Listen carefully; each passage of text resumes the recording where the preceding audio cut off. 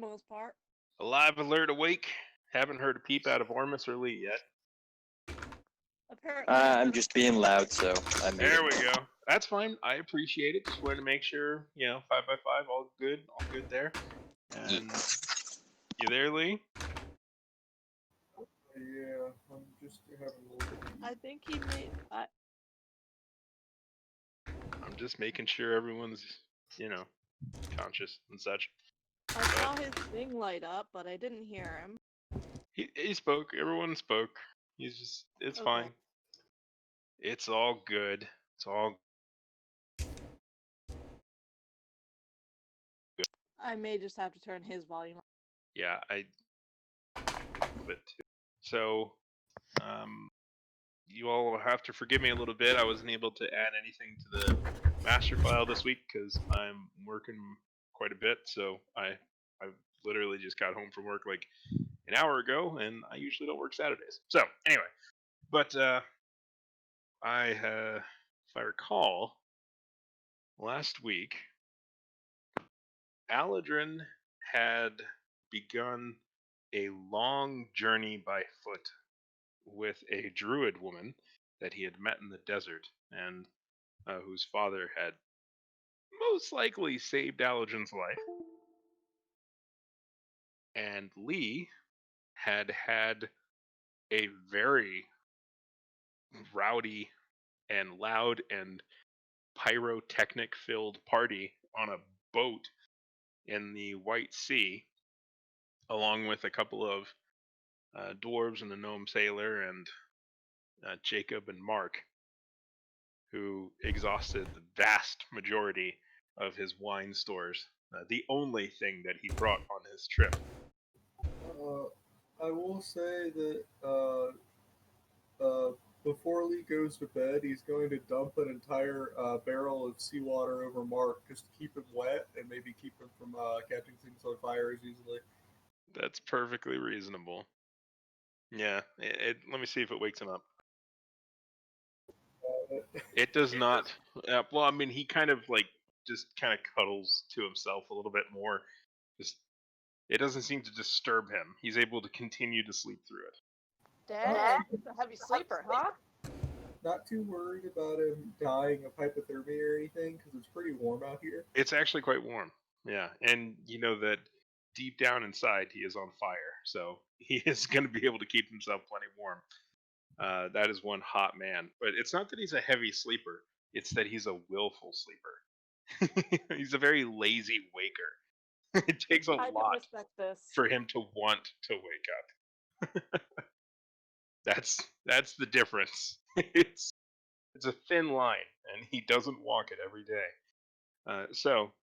And then we had Ormus, Theon, and Aladrin that had come to a town north of Hope at the sort of end of a river that led in from the sea in the attempt to track and capture Reel, the disgraced and possibly soon to be graced, yet again, warlord of the Drow, with a magical bow created by the hands of Bahamut himself. They can shoot the arrows of wind. You had scryed on him, and you could hear water, and you saw that he was in a room and in a bed, and you suspect that he is on a boat heading towards the sea. But you're pretty sure you can get there faster than him by riding pretty heavy on some horses that you have, thanks to a royal writ from the Queen of a now seemingly bisected royal kingdom. But that's neither here nor there. You found yourself in a kind of sparse forest of mostly evergreens. You were some distance out from the river that you're following, taking a bit of a shortcut, crossing a couple of bends at a time. And you decided to make camp. You had your two horses, and they all settled in, settled down. It was very dark, what with the stars being basically all gone. And the moon itself is not really showing very much. It's very dark, and you could hear noises around. And Fionn decided to scout a bit, but couldn't find anyone, or anything really. And you all decided to settle down and do the best you could. Mollymort turned into a bear, and you piled in by the horses. Orm was keeping watch, and the alarm that Fionn had set had gone off. So, the alarm's gone off. What do you guys want to do? You react to this audible bell. Am I still a bear? You are still a bear. If I recall, you're going to be a bear for like 4 hours, right? 5. 5. Well, there you go. You are still a bear. It has been no more than maybe 20 or 30 minutes. Nice. Well, terrible, but also kind of nice. Yeah, very convenient in a way. Would anyone like to do anything? This is only about a 20-foot square of area that's alarmed, so it's almost certain that it is right around you. I am going to look all around and up and see if I can't see anything. Yeah, I Okay. definitely want to have a look too, but I also kind of want to see where the horses are looking, if they're looking anywhere. Now I'm curious. As a bear, bears have dark vision? Perception of +3. Yes, but do they have dark vision? They do not, but I have advantage on perception checks that rely on smell, so I can sniff about. That's true. You could. So, if I could, Ormus, if you could roll a perception check at disadvantage, because it's so very dark. Well, no, Even wait. with improved dark vision? You've got your super eyes. Yeah, your demon eyes. Yes. So you're fine. Just make a regular perception check. Mollymort, you 21. can make a perception check for smell with advantage, but it won't really apply to seeing very well. And Fionn, what would you like to do? Well, I'll immediately draw my weapons and then make a, look around, try and find the source of the disturbance of the alarm. Absolutely. Go ahead and roll a perception check as well, but at disadvantage. Because again, it is, even with dark vision, it is so dark that it's difficult to see. Yeah. You said perception? That would probably be the best bet to really get a good look around. I got a 16. That's good. 12 from you, Fionn. 13. 13. And Ormus? I got 21. 21. 15 plus 6. Those demon eyes. You are all able to perceive, through one way or another, some fairly frightening things. And it's really alarming that they were able to, as I said, you could kind of hear all around, but it's as if they all of a sudden just burst out of the ground. In fact, it's entirely likely that's exactly what occurred. You see around you 5 massive spiders. Like massive, like really big, like giant spiders. And they look hungry, is probably the best way to describe it. And they seem to be coming right towards you. So in that moment that you were able to react as they were bursting out and charging in, let's go ahead and roll some initiative.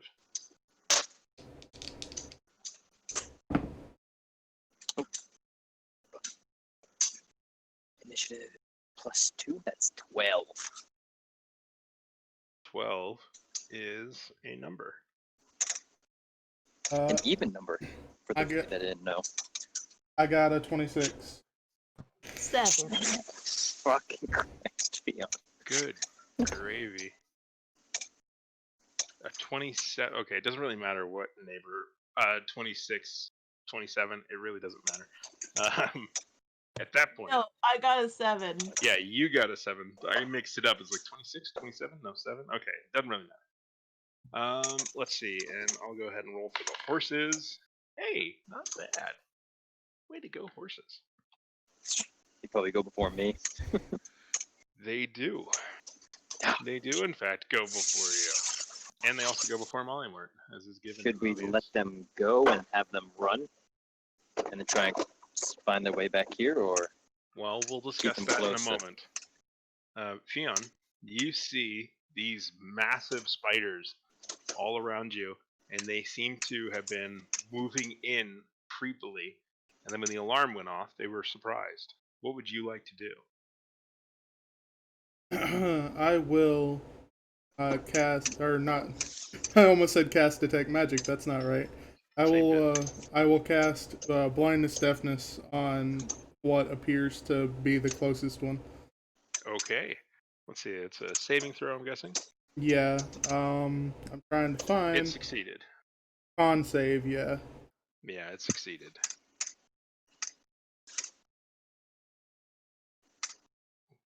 I need to Let's see see. if- Anything on a fail? I don't think it's on anything on a success. Nah. And then as my bonus action, I'll throw up. What kind of right? I'll do storm, lightning rights. Okay. Probably a little glow emanating as you activate it. Yeah. Just a little There's- spark and static on the using your whips. yes. I'm Nice. going to use these actually for once. It's been a while. Yeah, keeping them at range would probably be beneficial. They are spiders, very creepy. Let's see. Next up, we have the horses, who will proceed to, let's see, yes, lose their shit. They're very concerned as they look around and are very frightened. Now, were they tied down, or were they just simply being soothed and comforted by a giant friendly bear? I'd tie them down. I would. Okay. Ormus, I'm presuming you stake them or tie them in some way. If you would have, and that's perfectly fine, perfectly reasonable. The horses remain fixed, but they are very worried that they're not pulling away from their from wherever they're held just yet. Then next up we have spiders. The spiders, no longer being stealthy, are just going flat out loud. And since there's horses on the outside, bear in the middle, Fion next to bear, the horses are the most convenient target for them. And 3 on one and 2 on the other. Let's just call him the left horse. That is quite a bite. I don't have the stats for the horse. Horse 5e. Good riding horse. Oh, that's not good. I apologize. I'm usually much more focused on. They have a lot of HP. They have significantly less now, if that helps. The left horse immediately falls as these two giant spiders sink their teeth into it. And oh yeah, the right horse as well. Both of them fall down immediately as these spiders pounce on them. But good news, they're closer to you guys, so it'll be a lot easier for you to do stuff. Next up, we have Ormus. I'm gonna cast Armor of Agathist, and then bonus action Curse. Interesting. All right. Saving throw or? Nope. Just You can just happen. curse a creature for 1 minute. Yep. All right. It's not my actual spell curse. It's just a bonus action curse. I think it's part of the feature class. I'll look it up. I don't think it is. Bestow curse or No, because I believe bestow curse is an actual spell. yeah. So it's one of your features where basically it's just a mark. Yes. Ah, okay. And where is it? Would you What's like up? to do anything else? Draw my weapon.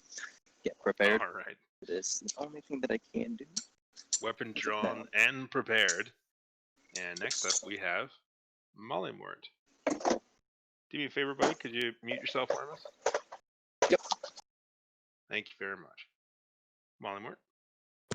Well, I'm kind of disappointed that I don't have a charge attack because I'm not happy with these spiders. I'm gonna do attack the one that hurts a horse more.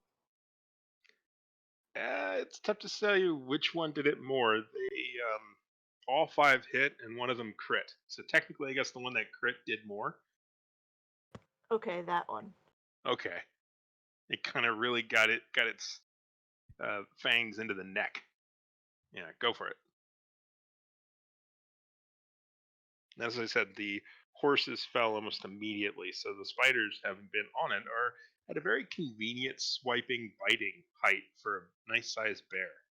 Well, I'm going for biting first. Go to Um,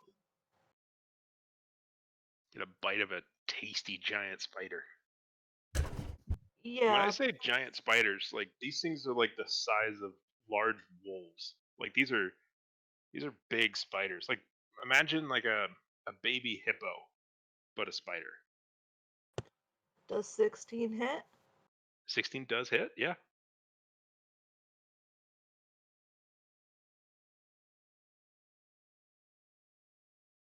Roll that wonderful And damage. that's 8 damage, and I'm gonna give it a claw attack as well Go for it. with a dirty 20. That also hits.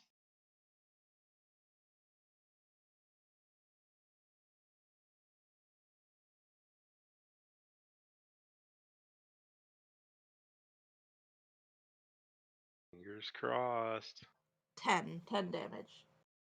Total for including everything before, or 10 addition. 10 additional. Nice.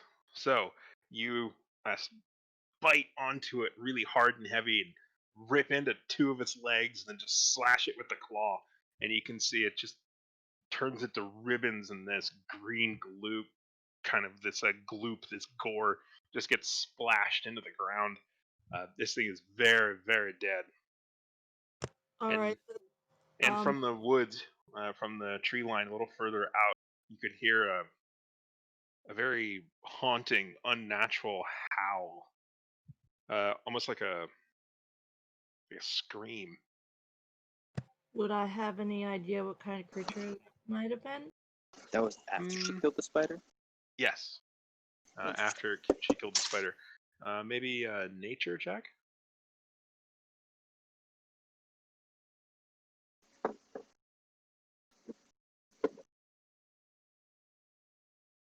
$19? With a 19, you can tell that while it does have animalistic sort of tinges on it, it was in a way primal. It was something more, something. It wasn't a call. It was a cry, essentially. Something reacted to this death. Something intelligent and something angry um, out there. Um, this might. Okay. Can I have an idea of what direction it came from in relation to the direction we've been traveling? Let's call it closer to back where you came from, so east about. Okay, then can I take a bonus action to use my claws to tear through whatever was tying these horses down and give them a little shove in the direction we've been trying to go? I'll allow you to make a quick swipe on it. It's an inanimate object. We'll see if you can tear through what is basically like the leads of it. I'm sure. I think it's I thought think that of the it. horses were down. Yeah, they're down. Yeah, Oh, okay. but you can. I mean, they're all the more reason why it's not moving. You can swipe it if you want. But yeah, they are both on the ground, down Um, it couldn't and hurt quiet. to do it. So, yeah, I'm gonna do it. Okay. Yeah, go ahead and like roll some damage. I think it takes about 5 hit points to cut through a simple thing like that.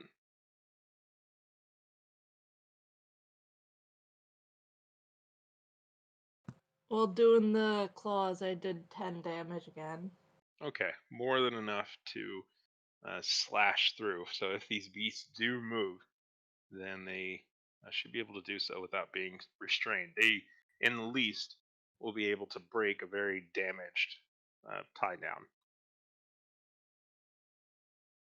Would you like to do anything else? No, I think that's about it. Alrighty. Fion. Horses are down. Oh well. Terrible things screaming. Probably not great. Still 4 spiders left at least. What would you like to do? Oh, and I'll add that throughout this entire time, the alarm bell is still just ringing. That's worth knowing. Ding, ding, ding, ding. Fion? Is it a constant sound, or does it sound like it's going off in random? No, moments? it's pretty constant. So the way that the alarm goes, it rings for 10 seconds, and so it's still technically going. It'll be going off soon, Oh, but it's just ding, ding, ding, ding. Yeah, I will use my bonus action to mark one of the use blood curse the marked on one of the spiders and just go in on it. Nice, go for it. The first attack would be a what's my plus 24, Okay, yeah, it hits. and the second one is a what is math? What is math? 19. All right, that also hits. Okay, so that is 2d4 and 4d6.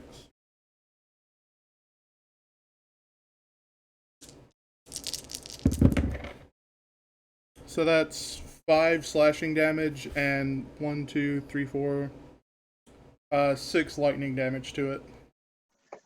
All right, that is a pretty decent amount of damage. All right. Would you like to do anything else for the turn? Try and impose myself between the remnants of the horses in hopes that we can save them and the spiders. All right. Yeah, those horses are down. Definitely down. But oh well. So next up, we've got horses. They continue to be down. I can probably just take them off the list. Then we got the spiders again. So these spiders. So Fion, if you were to imagine there's 2 on your left, 2 on your right, which of the 2 would attack, the one on the left or the one on the right? Probably far left. Okay. All right. The 2 that are on the right will attack Mollymort, and the 2 that are on the left will attack you.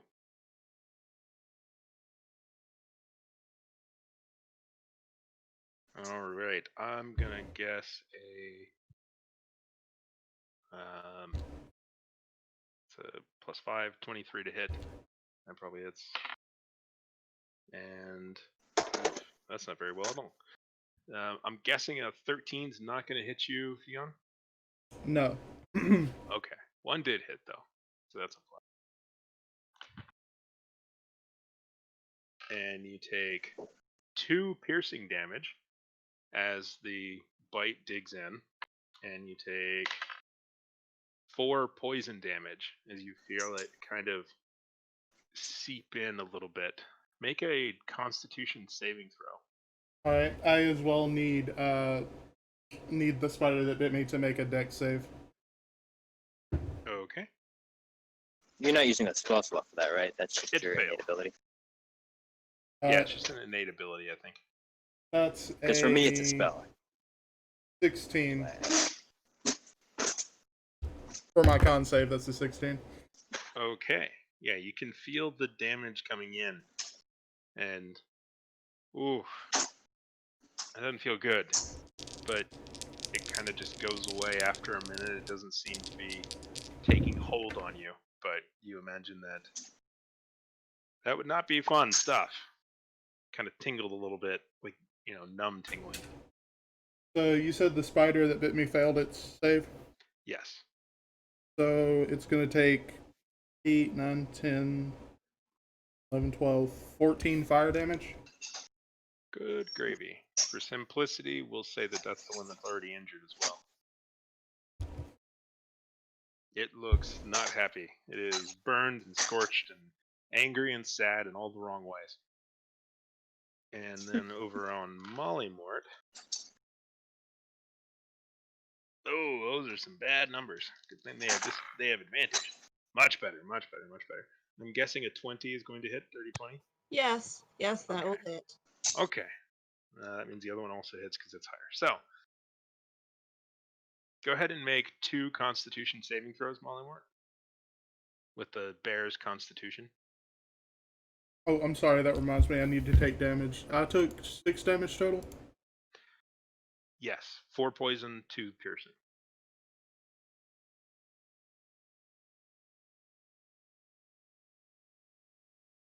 And Mollymort, you took 10 piercing. And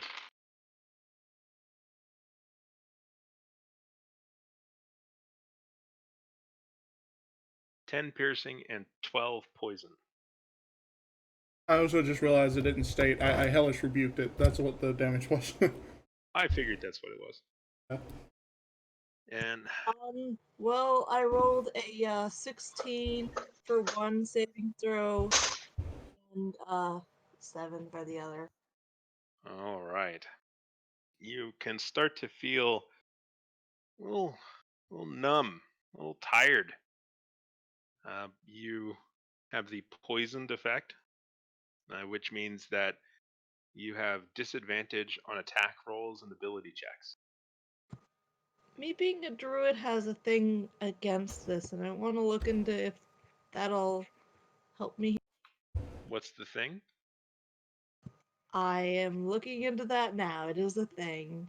Okay, I will believe you, and we will come back to that in a moment. Unfortunately, that is not the end of that turn. While the spiders did their attack, you can hear a thunk, thunk, thunk, thunk, thunk. These loud, clumping, angry footsteps as something run towards you through the dark. And you can just see this mass, this giant physical thing leaping through the air towards the bear that is Mollymort. And I have found the thing. what's the thing? It's Nature's Ward. When you reach 10th level, you can't be charmed or frightened by elementals or fae, and you are immune to poison and disease. Then let's see if that includes the damage. If it does, then that is fantastic.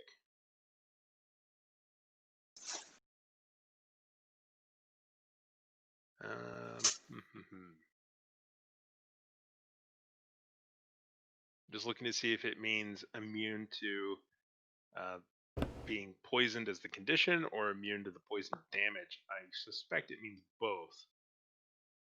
Oh, I I had think suspected it meant just to the condition.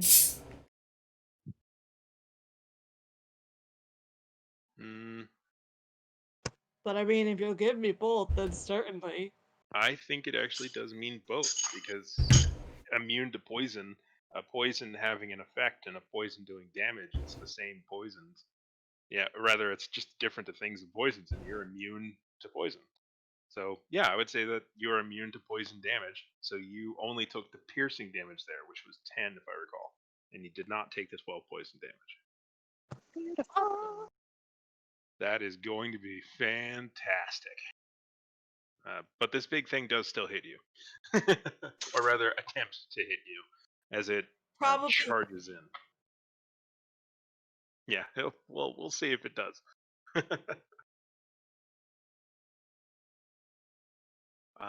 It rolled, in fact, a A 12. Does a 12 hit? Barely hits. I have an AC of 11 right now. Fantastic. And the other one does not hit. So, this thing jumps at you, and essentially what it does is... Okay, well, I'm just going to give the full picture here.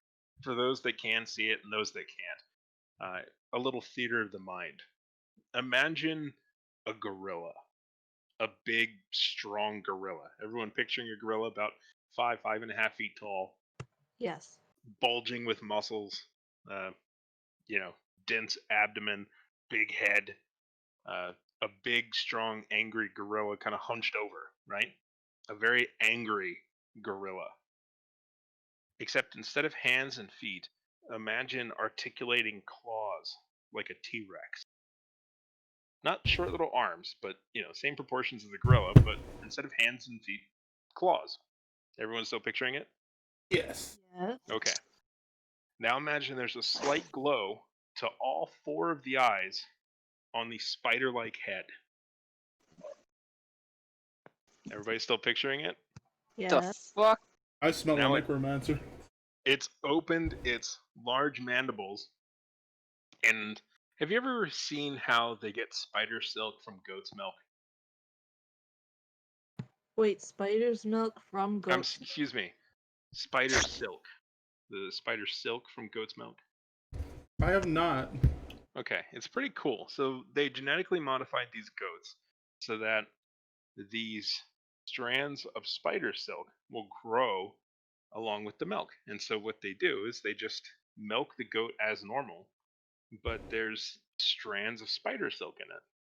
And it's just kind of there. And then once it's cleaned out of the milk, you can sort of filter it, and then you've got this clumps of spider silk, which is really cool.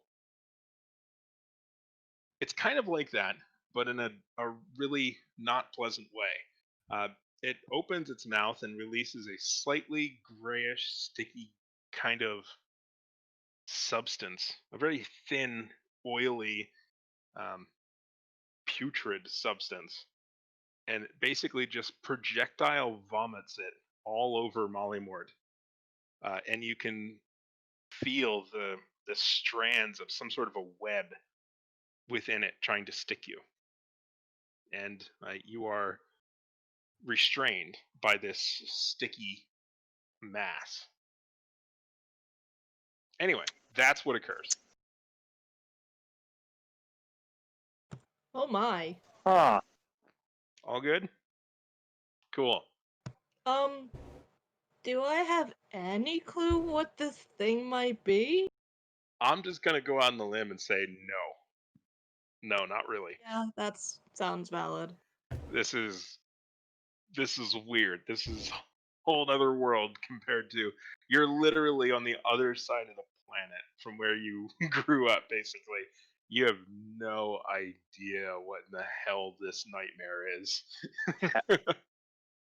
Would I have by any chance seen something like that in hell when I was No. there? No, oddly enough. That sounds like a valid question as well.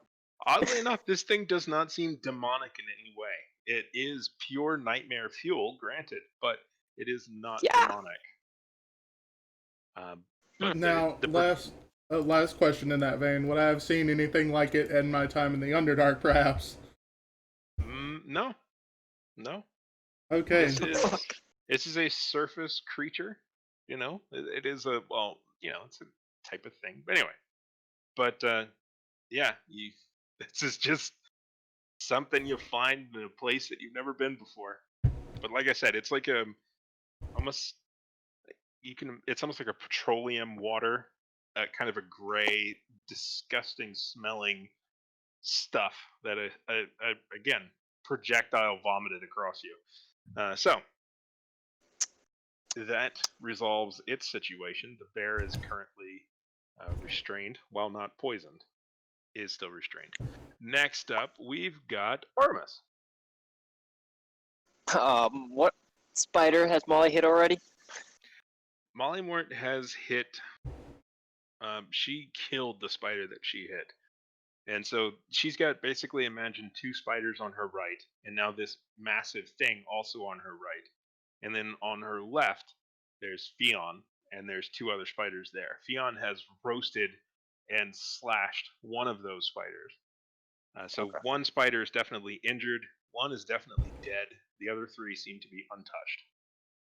Okay. I'm gonna help Theon with the one that he Well, started on, so we can get these things down faster.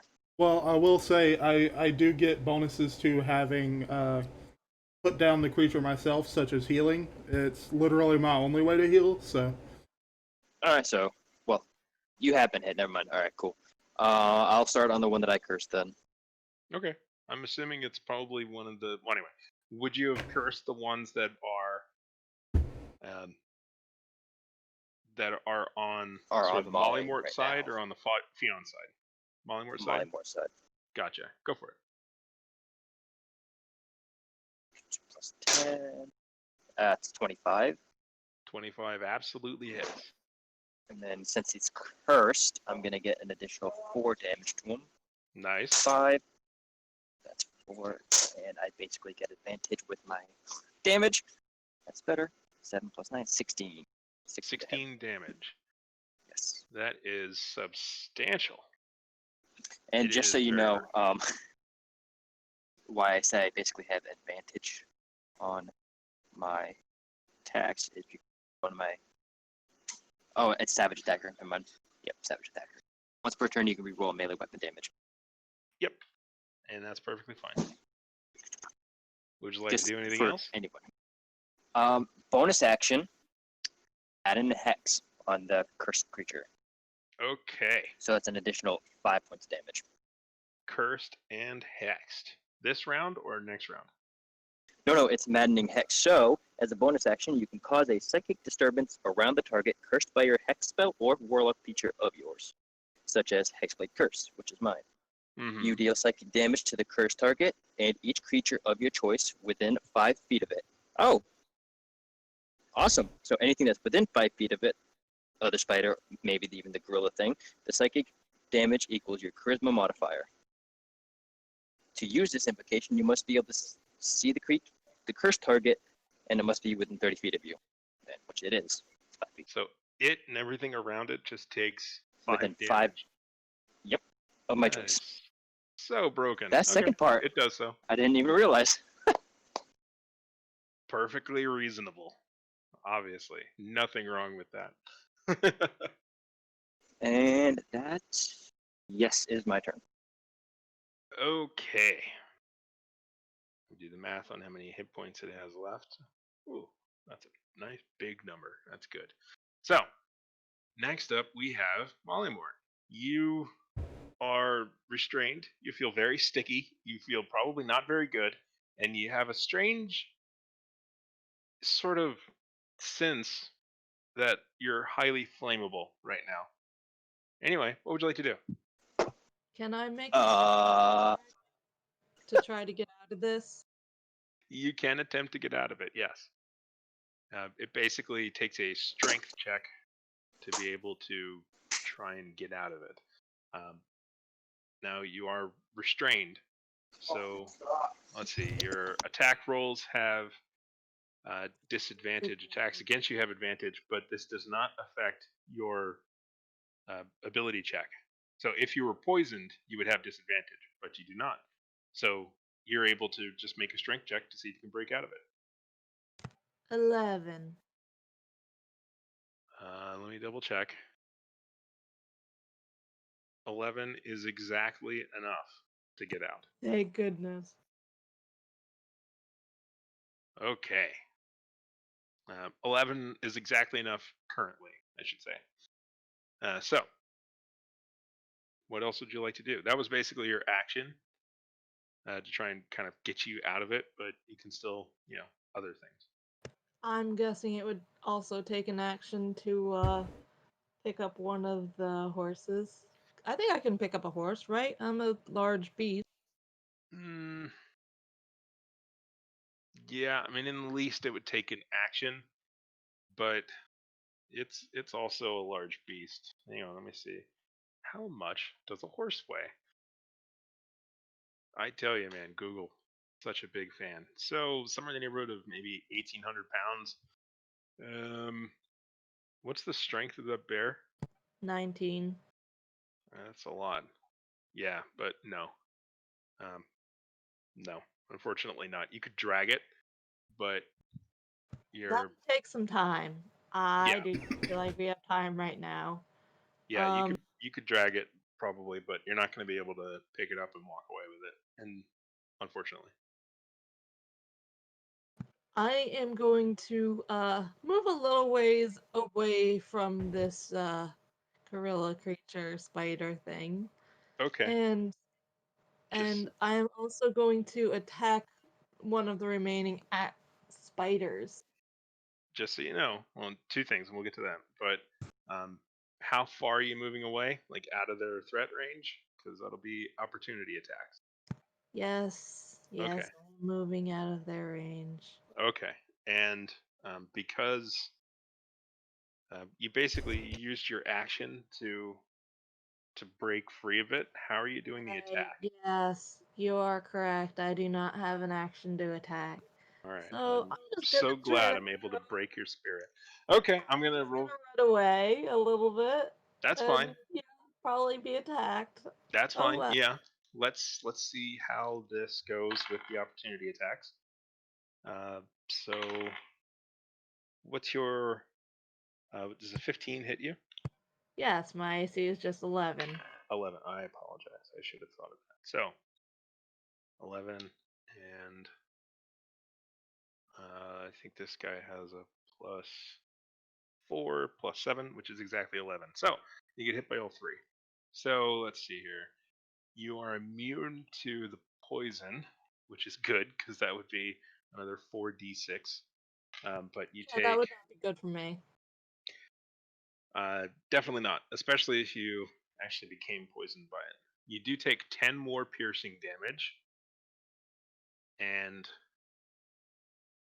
you take d4. Grab that.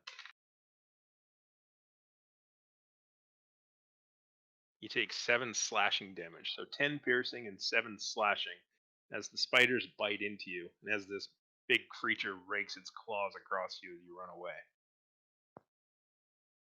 I am still okay. Of course you are. You're a bear. I'm just a bear. It's barely even getting through the bear skin. So, um, My you've skin is moved. a bear. I have fur. That's Y'all are true. unbearable. How far did you get away?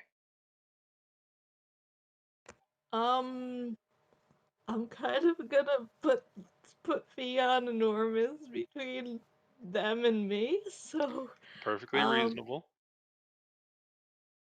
like 25, 30 feet. Gotcha. All right. Let's see. Next up, we have Theon. You can see the hulk of Mollymort ripping free of these terrible, almost what do I say, petroleum-like. Anyway, these bonds, and then hauling off into the forest a bit. What would you like to do? Oh, I would like to still be able to see them, by the way. I do not want to go out of their sight. Of course, yeah. You go a ways, and then you can turn around, and in the dim light, you can still see the shapes. I am going to try and rip into this one that's already been injured. Okay, Try let and me get some clarify. heals off of it. Gotcha. Let me just clarify one more thing on it too. Mollymort, you're pretty sure they can see you, but because you don't have dark vision, you can't see them. But you know kind of where they are.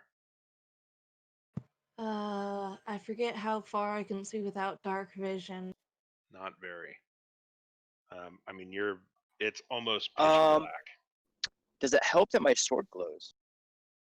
It does. Yeah, you can see the glow of the sword. That gives dim light, and that's enough for you to see them through the light of the glowing sword Yeah, actually, I didn't even think about that. and a little bit of static light from Fion's whips. So you basically okay. So this is a fun image for me. Yeah. You've got the darkness, just this whole field of darkness with a slightly rising moon, And then you've got one dark, shadowy figure with this glowing red sword, and then with these another shadowy figure with these glowing blue whips, just going at it, attacking creatures in the shadows. So it's very like anime Star Wars esque kind of.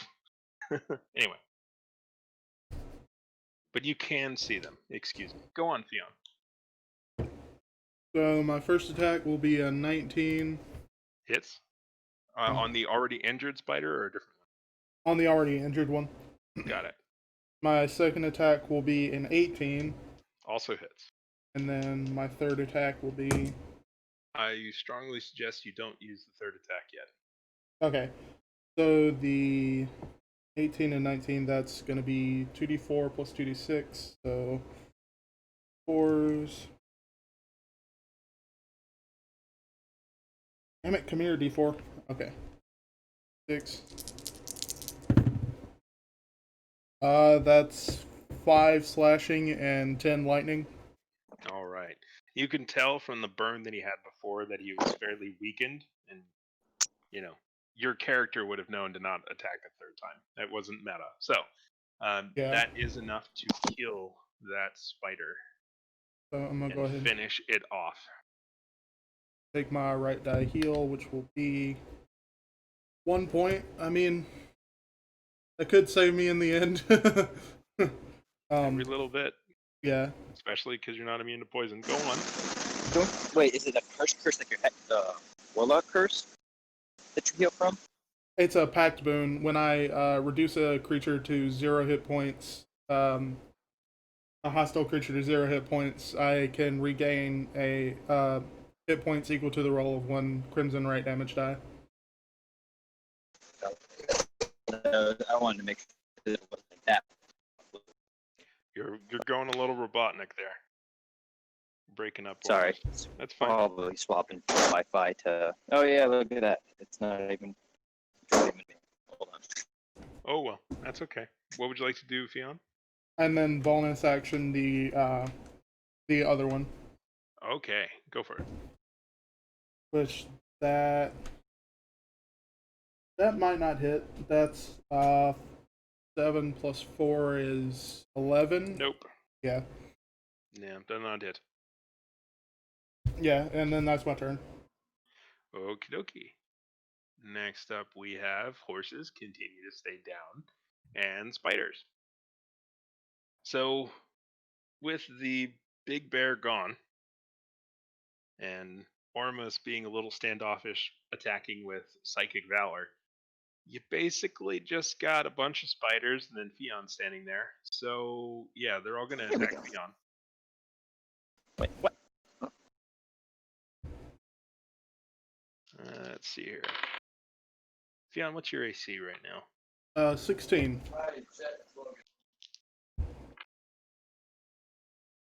Okay.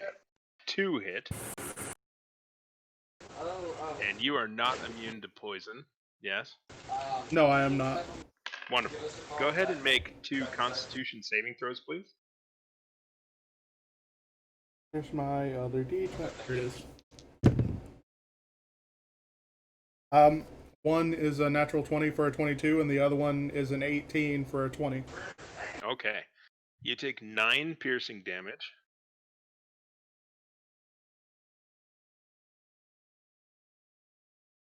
Nine.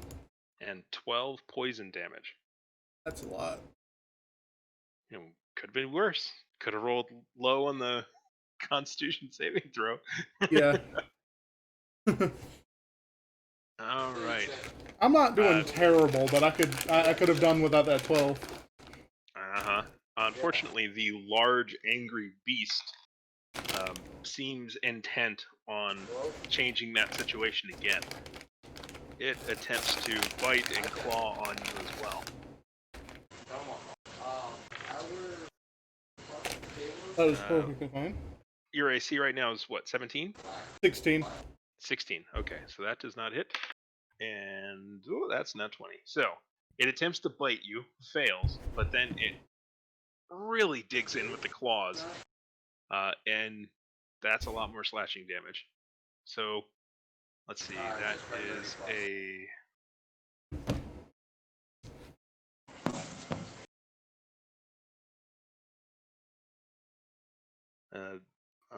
14 slashing damage as the claws rake into you quite a bit, and it just screams in your face.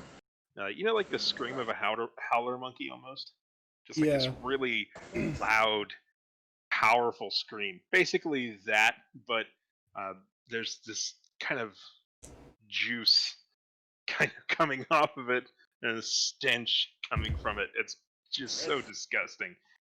You could just feel some of the spittle land on your face. Anyway, Well, I need uh, him to make a dex save of 17.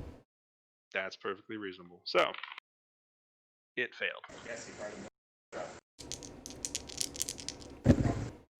That is, oh my god, that's 22 fire damage. Holy shit. 3d10 and I rolled a 10 and an 8 and a 4.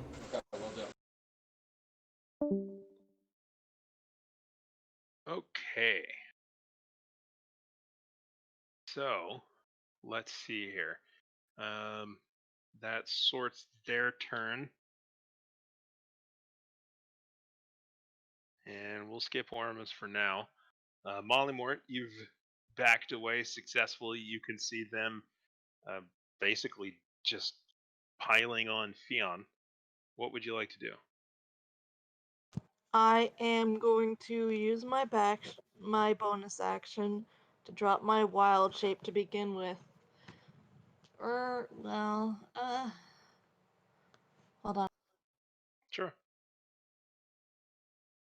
I had not quite decided what I was going to do.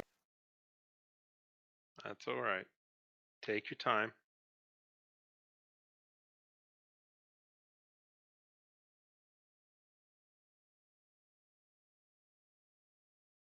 They take 25 damage? What in the world? Warlocks, I tell you. Warlocks are Like, really I don't. I'm do a listening to lot some of of this damage. stuff. Like, who said that was balanced? Wizards. All enemies within 5 feet take automatic damage?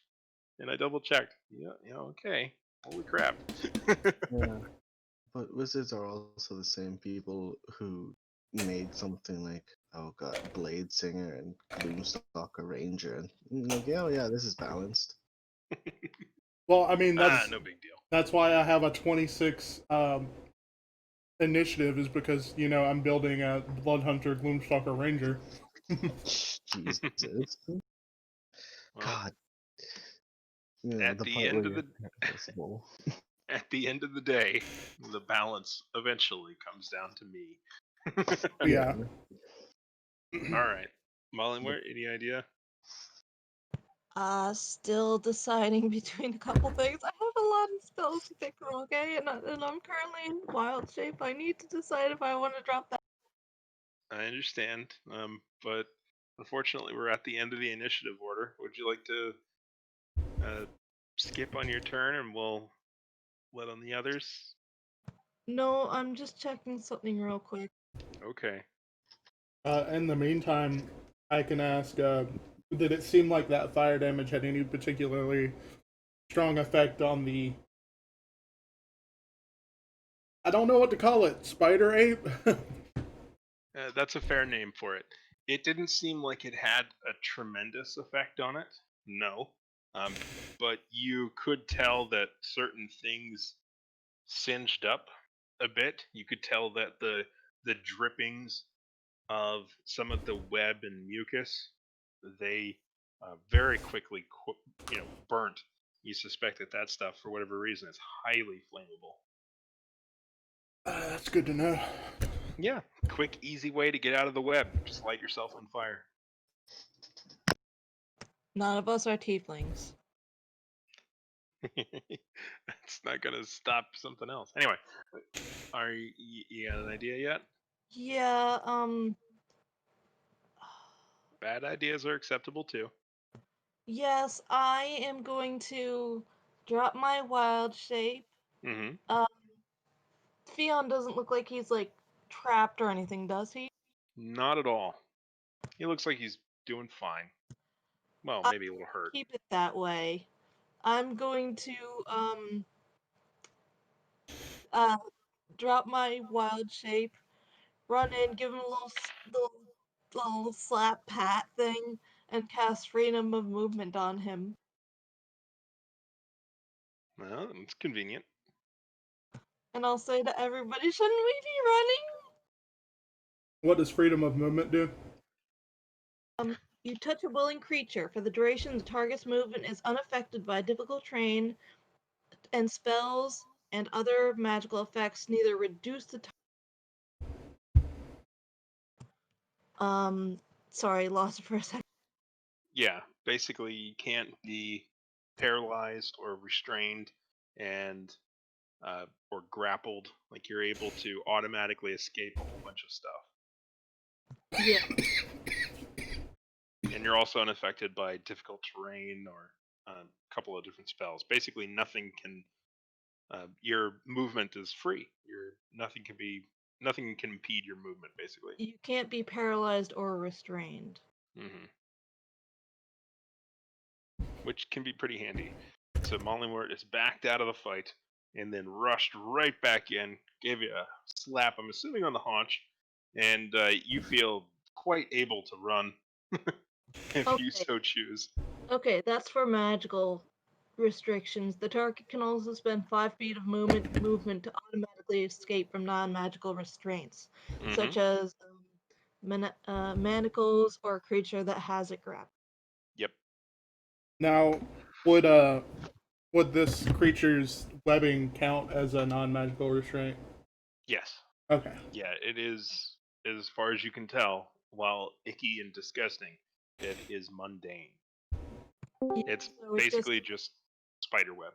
So it just costs Okay. you 5 feet of movement to get out of it. I got like a moment before he's probably back in. You want to attack or do something weird? Yes, I would love to attack. Sorry to interrupt, Mollymort. I figured if he's just got a moment, his turn was above Yeah, very 4. sorry, Molly. Yeah, Did anything attack me?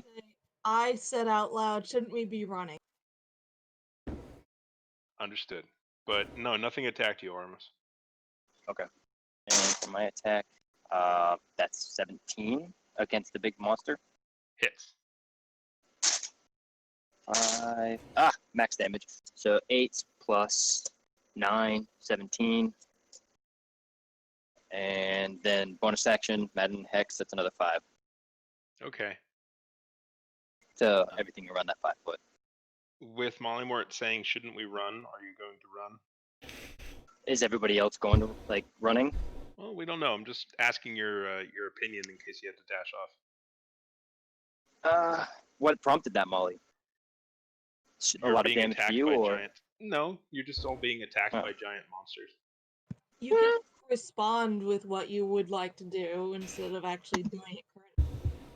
Yeah, I just want an idea if you have to rush off, which direction Ormus would be inclined to roll. If they agree to run, I'll run. But if not, I would decide to stay and play. I feel like. Gotcha. No problem. Mollymort, you had cast your spell and asked for the running of peoples. Would you like to do anything else?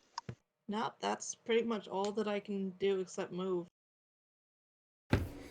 Actually, I use some movement to go up and slap Theon on the haunch. So that's pretty much. Correct. Yeah, I was about to say you actually did use a lot of that movement. Okay, so hang on, doing math on the different enemies. Theon, like I said, you feel quite able to move, and Mollymort has suggested maybe the running thing. What would you like to do? I'll just. Ormus, on the other hand, I will add, is just going at it with psychic fervor. Yeah. Dark, terrible things. I will. I'll just say to Molly, it can run faster than us. It'll track us, and continue to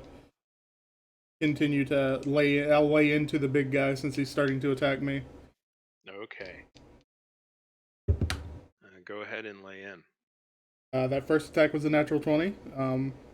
Ouch. The second one is an 18 plus 7. I think that's 25. Hit. And then my bonus action attack will be a 16 plus 7, so that's 23, I think. Hit. Alright, so that's. Yeah, you're looking for a 13 on him. Okay, cool. So that's 3d4 plus 3d6. So 5. 9 slashing, and then. Wow, that was a good roll. I know I have to double one of them, right? Because of nat 20. You can either go with the doubling, or you can roll twice. Or what I usually do, because I think crits should be special, is I usually do max damage plus the damage roll. Okay. The question on that would be, would the right damage also be max damage? Crit applies to damage rolls. I know what it does for paladins. I would assume it does for the right as well. The right just occurs, it's just bonus damage, right? Yeah. So that would be, for the first one that is max damage, that would be 10 damage total, 4 of And it he's being done. slashing, Okay. and 6 of it being lightning, and then the rest of it total would be, so 9 plus 4 is Fuck my good dad. 13, Here you are. 12, 17, 30. 17 plus 13 is 30. Yeah. Okay, so the 30 would be 36 total. It would be 36 total. Okay. Is that including the damage from before? Yeah, I believe so, because I got 9 on my my slashing for the first. Oh, I'm Yeah. sorry. I need to do this math with a calculator because I'm going to fuck up. Does it include the 9 or does it not? Yes, I'm going to calculate. You can move on, but I'm going to calculate it just so I know that I didn't mess up, and I'll get back to you later on the total. All right, that's fine. I'll assume that the total is pretty close into that, which that includes death. That is, you're able to finish this creature and wipe it from this mortal plane.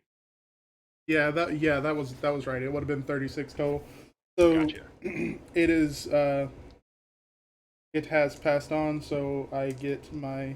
It is an X monstrosity. Yes. I get my right healing, which Indeed. is +3. Okay, and that'll be all I have. All right. So how many spiders are we down now? there are 3 spiders left, and they attempt to drag away one of the horses. Can I by chance So- get an opportunity attack? I was just about to ask the same. Yes, you can get opportunity attacks. Both of us? I'm kind of how where close Molly were you, was Ormus? previously. Yeah. Me and Molly pretty much just changed spots when she backed off. And Yeah, then I she came just in left forward. Fion on the honk, so I'm pretty close to Yeah. him. All right, yeah, all 3 of you can take opportunity attacks. You can only take 1 each. You can't attack all 3. That's You could focus on particular. Well, hang on. You could focus on the most injured if you want, or you can each attack 1, or like how do you want to determine which one you attack? But you can only attack 1 per They're person. both dragging a horse away then? There are 3 of them, and all 3 are grabbing the closest horse and trying to drag it. Well, they were all actually technically damaged. At least 2 of them have 10. 2 of them are damaged. Yeah, 2 out of 3. And well, with the Madden Hex, it's every creatures 5 feet away. And there were only two spiders in that radius. Okay, and then was the big guy in that radius or no? Yes, he was. Okay. All right, Yeah, I'm he gonna was go with the taking one that damage. Yeah. that has the 10, the one that wasn't initially attacked, but has damage from the hex. Okay. The Madden Hex. All right, so you're gonna try to hit that one. Yes, and I rolled a 5 plus 10, so 15. Okay, that hits. Go ahead and roll the damage. Oh shit. Mollywort, which one would you like to attack? 5, 6. I would like to attack the one that looks still the best. Okay. Go ahead and roll to hit that one. What was your damage, Ormus? 15. Good Total of gravy. 25 on that bad boy. Indeed. And Fionn, which one would you like to attack? I will follow Ormish's suit and attack that one. Okay, go ahead and roll to hit. Mollywort, what'd you get? I rolled 17. That's a good hit. Get some damage going. And I would like to pull out Smash Rage. for this attack. Pull out a what? Smash Mouth. Oh, nice. Oh no. So it is a large creature. Which means 8d4. Correct. Well, bye-bye, spider. Did you get reverted from damage, Molly? Sorry. No, I used my bonus action to change back because I wanted to ask you guys if we should run. My roll for that spider, by the way, was a 16, and That hits. if it matters, I did 7 damage. It does matter. It always matters. Let's see here. That's not ominous. 20 damage. Yeah. And that was on the one that was seemingly unharmed. That was the one that what? You attacked the one that was like the best off that Yes. hadn't been hit yet. Okay. All It's right. Huh? Is it dead? It is not dead. No. So they freak right out and don't appreciate this, but they are dragging this thing as hard as they can. And because there are 3 of them, they're going a little bit faster than one certainly would be able to. But they're not able to pick it up, but they are able to drag it. And they're able to get a surprising distance as they disappear into the dark. But you can still hear them and see them. Well, maybe see them if you look very closely. So, let's see. And it is currently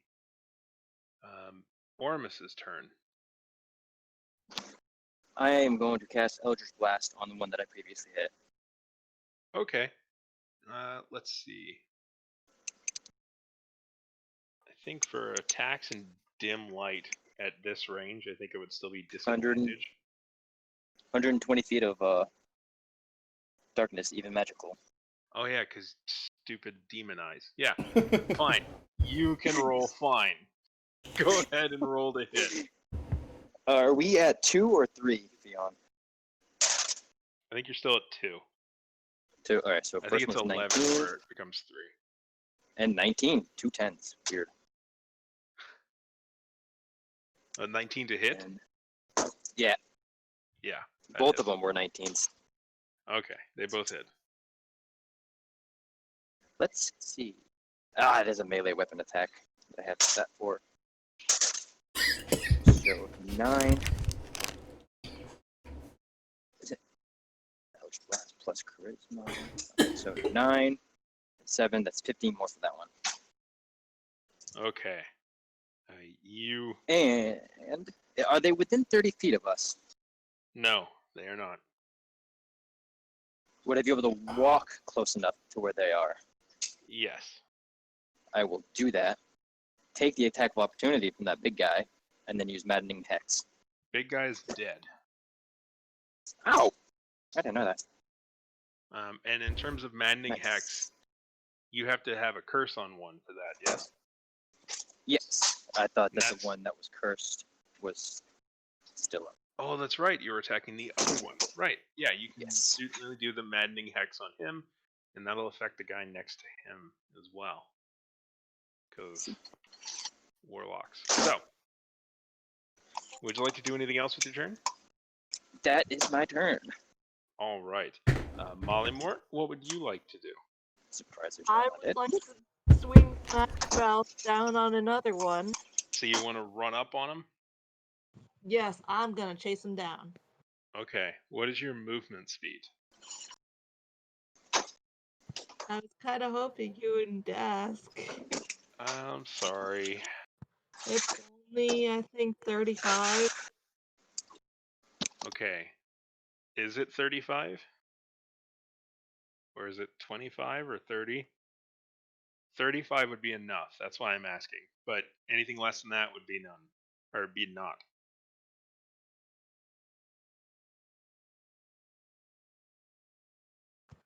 Oh no, it's only 25.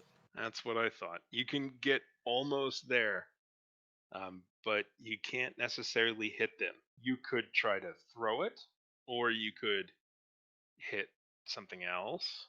No, I'm gonna use Thorn Whip instead. Okay, that's fair. All right, so go ahead and attempt Thorn Whip on probably the same one you were attacking before. Yeah. Okay.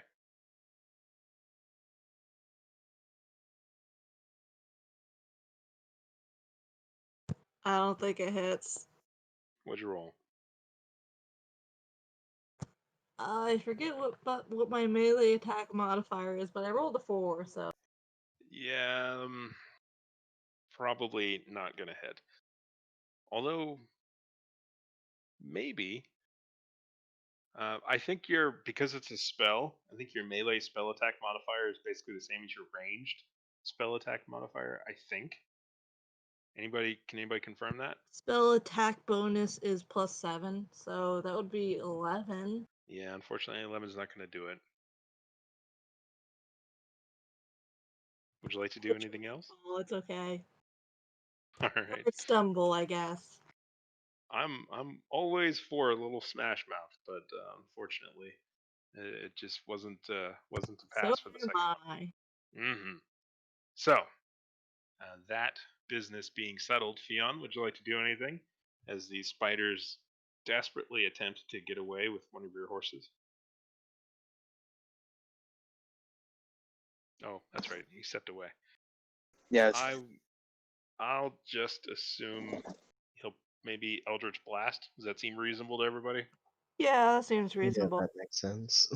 Yeah, because warlocks pretty much Warlocks. the only thing they can do. So, one that's pretty close. I'm gonna guess that's definitely a hit. It's a D10, right? D10, yep. Plus your charisma modifier for damage. Okay, that's an 8. It had 6 left. Bloom.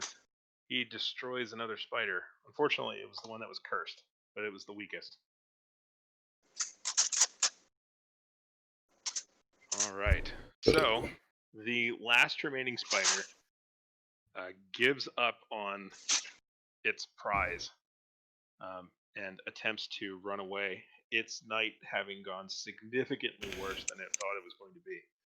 Of course, it's not much of a thinker. It only has an intelligence of, I think, 3 or 4. But it attempts to run away.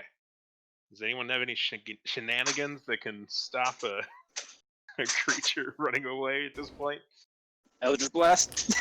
Yeah, I was gonna say Not the your same. You did kill You said one with anyone. Eldritch Blast, Beyond. Okay, cool. Yeah, I know, but on its turn, you don't have any 50-foot opportunity attacks that come along with being a level 3 warlock or anything. Or No, instead it's just 60 feet. Don't worry. close enough. So, this spider scurries into the forest and disappears from view very quickly. You might be able to hunt it down, but go on, Molly Moore. I didn't want to, but I guess I'm gonna cast Entangle on it. Can you do that as a reflex? Oh, As a reaction? No. Because it's No. on its turn. It's trying to run away. Oh, no, I can't do that.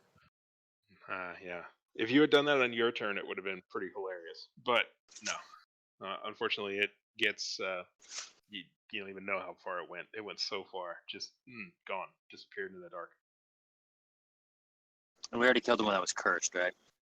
Yes, that one is dead.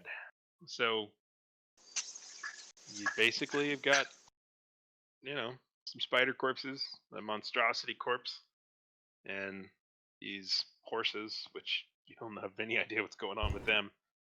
What would you all like to do? I will first off try and collect some spider venom to see if I can, just see if I can. Yeah, sure. That would probably be somewhere in the neighborhood of maybe a survival. It also accept maybe, I'm not sure what attribute would go with alchemy. Maybe an animal handling. Basically just give me a roll as the stat. Nature. We'll see, just about anything. Anyone else like to do anything? I would like to do a medicine check on the remaining horse, and if anything can be done for it, I would like to do that. Sure. Make some medicine I was check. gonna ask if it made its death saving throws by Yeah, any chance. Make a medicine check if you could, Mollymore. And what would you like to do, Armus? Sister. All right, go ahead and make another medicine check as well. That check for me was a 19 survival because Yeah, that's There's- more than enough. My medicine only +2. That's a 10 total. You've got 4 dead spiders here. You're able to collect, a fair amount of venom. Really milk them. You're able to, if you want, even collect some of the goo and disgusting web that was left over from the large creature as well. yeah, that was going to be my next question because I wanted to investigate it. Yeah, definitely. And the medicine checks, what'd you get, Mollymort? 26. Okay. You're able to determine that these horses have suffered some sort of a paralysis poison, but think it'll wear off. You think that, they're not, they seem to be asleep in a sense, unconscious, but they're not dead.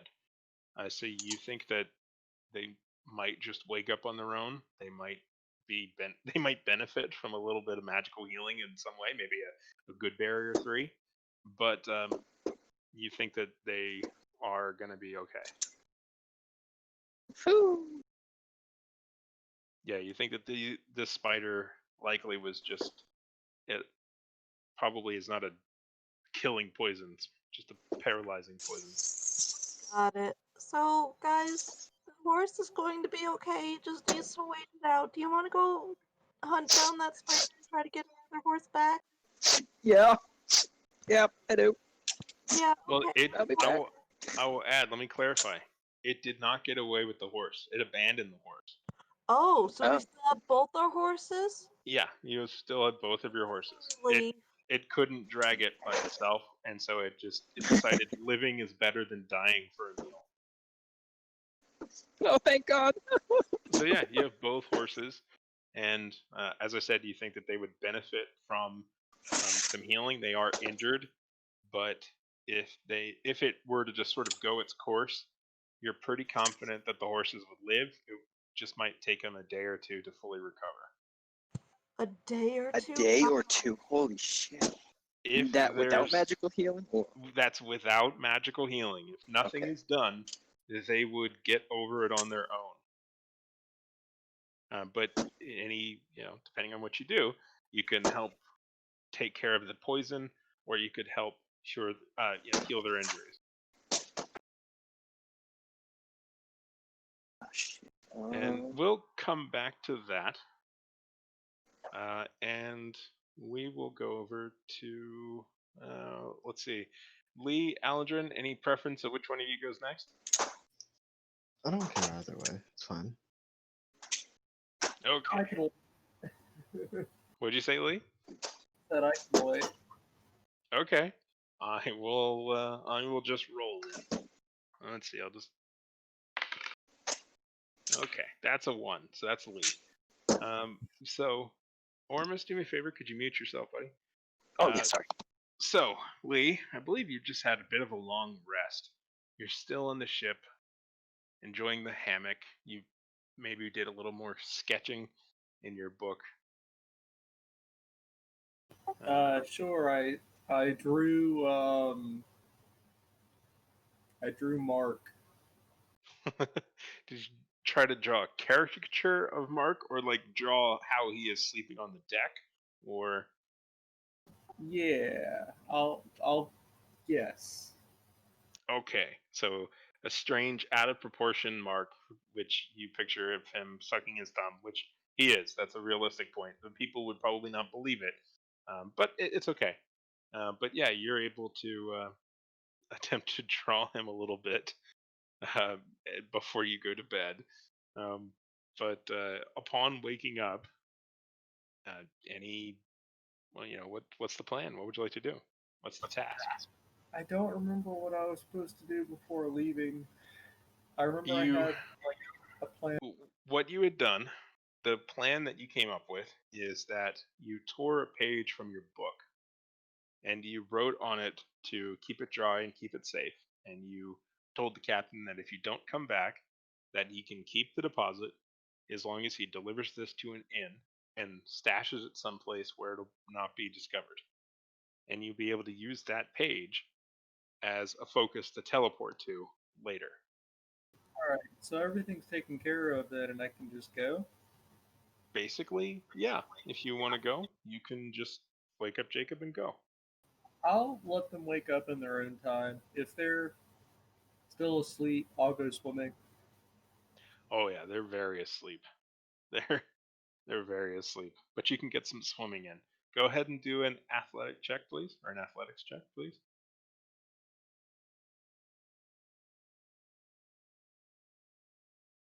Uh, 11. Okay, so that's 11, or that's so far. I think that's 8 successes that have been over 10.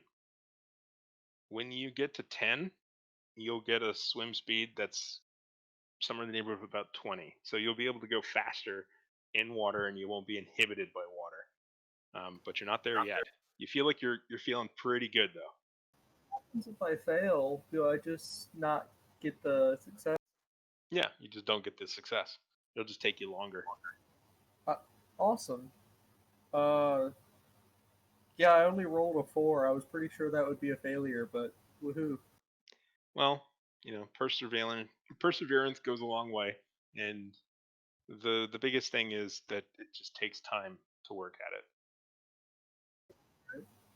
But of course, if you don't use it, if you yeah, it's one of those things where if you just stop, you might lose progress. But anyway, you've taken your swim for a little bit of time. When you come back up on deck, you can see that Mark is having an argument with the captain, and the captain is saying that you are here on this ship, and the paladin has paid for that, but he has not paid for you to have 3 breakfasts. And Mark is saying, "I'm hungry. Look at me. I will have a breakfast." Uh, Lee will immediately come over and try to defuse the situation. Lee, tell this guy he should give me food. I am very hungry. Uh, how about we just go back to Bacata and we get you some food at a cafe? Yeah, we're gonna go back to Bacata. He says it in the captain's face with magic. I'm gonna turn to the captain and put my hand on his shoulder, and I'm gonna say, I'm sorry. He's like this. You know, working with people who use magic, a lot of them are eccentric. He nods and he says, "I do not have much experience with them, but you are a good person and you are welcome back." Thank you. Before I leave, I'll provide food for the day early, just so as a final favor to you. The crew is very appreciative of it, and the captain as well. They're all very happy that, hey, they at least have another day of strong rations, so that's good. And they're really scarfing it down because there's so much of it, and they know it's not going to last. They're probably going to gorge themselves too much, but that's okay. They'll be all right. Jacob takes the time to draw in a lot smaller than usual, considering it's just the three of you. Bit of a teleport circle, as he does, as is his ritual. And when you're ready to go, are you ready to go? I'm ready to go. When you're ready to go, he uh, does the usual thing, asking in ancient Draconic if the universe would very kindly um, provide a pathway from essentially here to there. And in a moment, you find yourself in a familiar hall, decorated with very tasteful paintings of dragons. And you know that you're in Bacata once again. All right, awesome. Uh, can I visit Alondria first? Sure, her door's right there. Yeah. I will walk over and knock on it. You wait a moment. There isn't a response. Jacob says, "Oh, she's been spending a lot of time in the mayor's mansion." Oh, of course. Yeah, that makes more sense. I should have expected if Philbin moved in there, then yeah, of course. hmm Do you guys want to grab some breakfast or something before we go and see Philbin? Mark's already got the door open. He's like, "Yeah, let's go.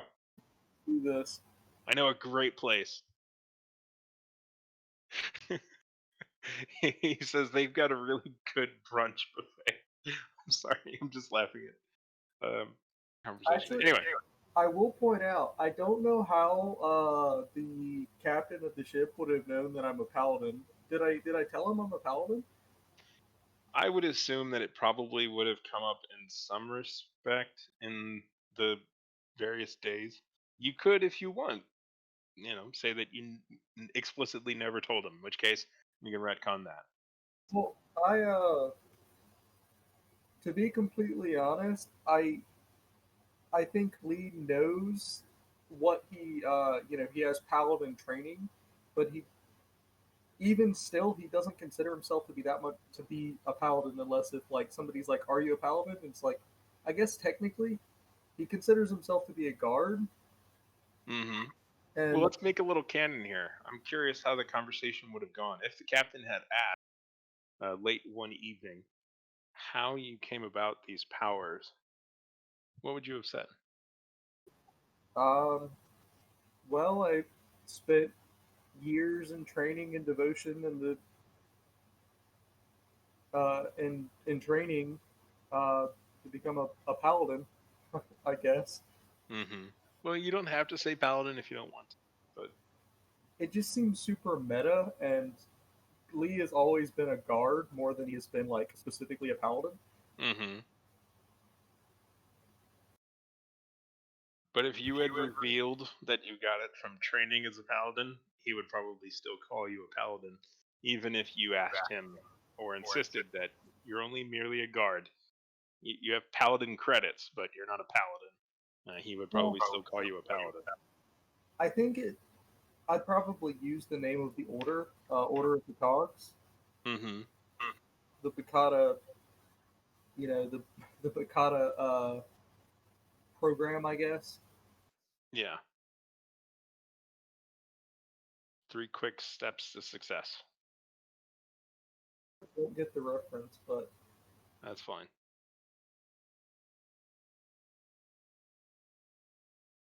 so are we getting donuts? Well, Mark seems to be of the opinion, or rather, seems to be directing you towards a place that he says has a really nice brunch buffet. Would you like to go with him or insist to go elsewhere? You, of I course, have family in town. well, I wouldn't mind having something to eat, have some brunch. Okay, If and that perfectly works. So, he says that there's a place It's dockside. It's really nice. You'll love it. You can see Jacob kind of rolling his eyes a little bit. Probably mention on the walk, just go with it. It's his favorite place. Of course, yeah. But So go maybe on. maybe I can take the time to kind of catch up on what's been going on. What's Sure. maybe they can tell me about like just kind of over brunch on the walk, whatever. What's been happening in Bakata? What's how did they end up back in Bakata? Stuff like Yeah. They tell you that they're not really sure how the situation went down, but they've got faith in the crew, and so they're not really pushing it. But there was a situation in Hope. He doesn't want to get bogged into the details, but basically everyone had to leave. Not everyone, but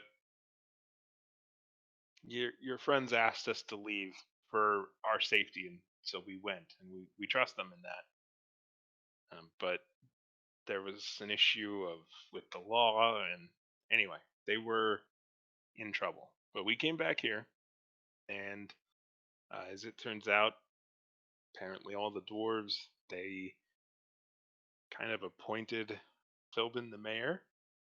Well, they pushed for it, and the rest of the people just kind of agreed, and the council agreed, and so he became mayor, even though he's basically the only person in the city that doesn't want him to be mayor. But oh well, he's mayor, and it's been fine. Things are calming down here, and uh, Mark and I, we well, mostly me, I guess, moved into the Dragon's Den, but we're kind of taking that over and just been hanging out mostly.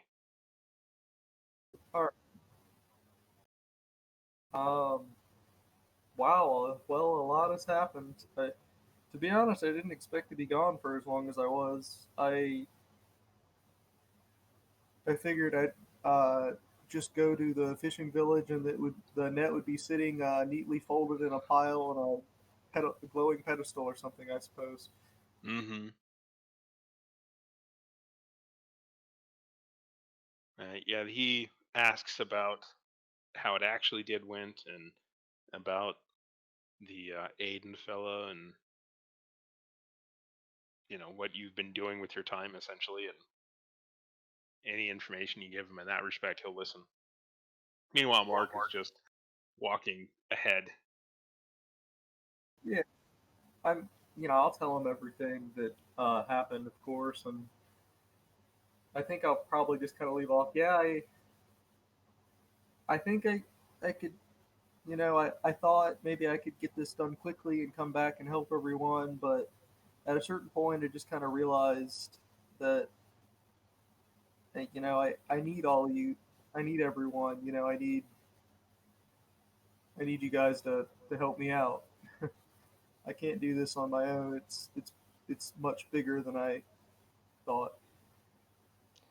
Mark yells from ahead. That's what she said. And Jacob says that he kind of knows the feeling that there's been a lot going on, and it's definitely made him feel a lot smaller than he used to feel. Well, Jacob, you know, you and I and all of us are capable of some pretty incredible things, but we really do need each other. Yeah.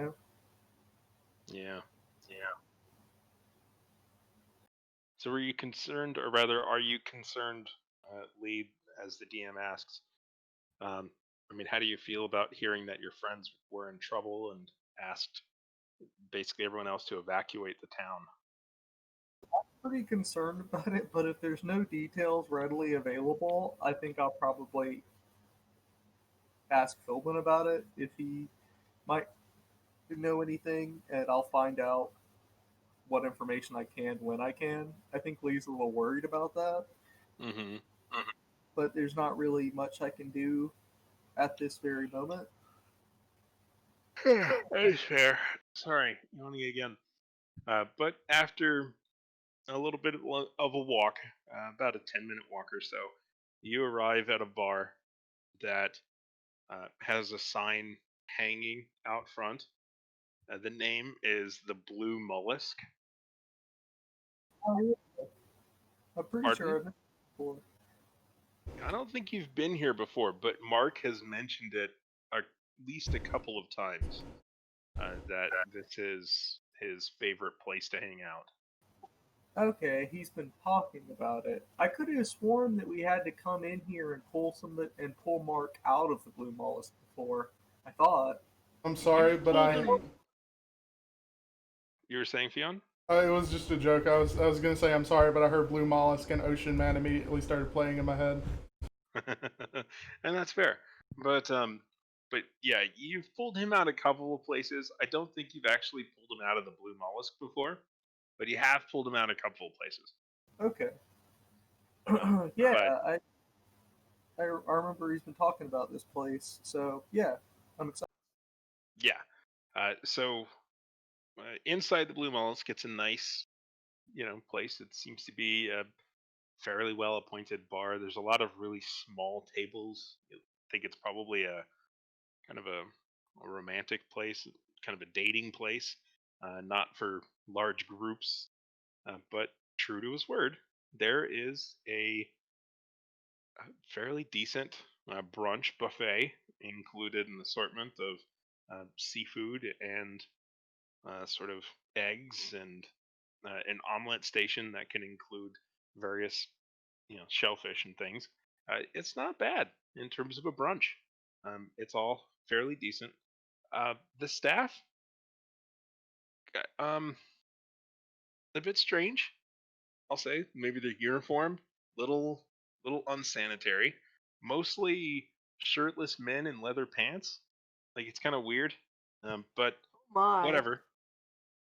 No, I think Lee is just like, yeah, no, this is Mark. Yeah, uh, yeah, it's got a strange vibe to it, but you know, whatever. He seems to enjoy it. um, and he's just kind of having fun, enjoying it. After, depending on how long you stay, soon enough a quiet bard plays in the corner, just some tunes, just to drown out the noise. But overall, it's just an all-you-can-eat seafood breakfast brunch uh, buffet, strange sort of thing, and he seems to really enjoy it and dig it. People are coming and going, etc. Seems to be mostly men. A lot of men. Whole lot of men. Oh well. Anyway. I mean, I've always kind of thought that Mark might be gay, but I think that like Lee's like, okay, yeah, this cements it a little bit more in my head.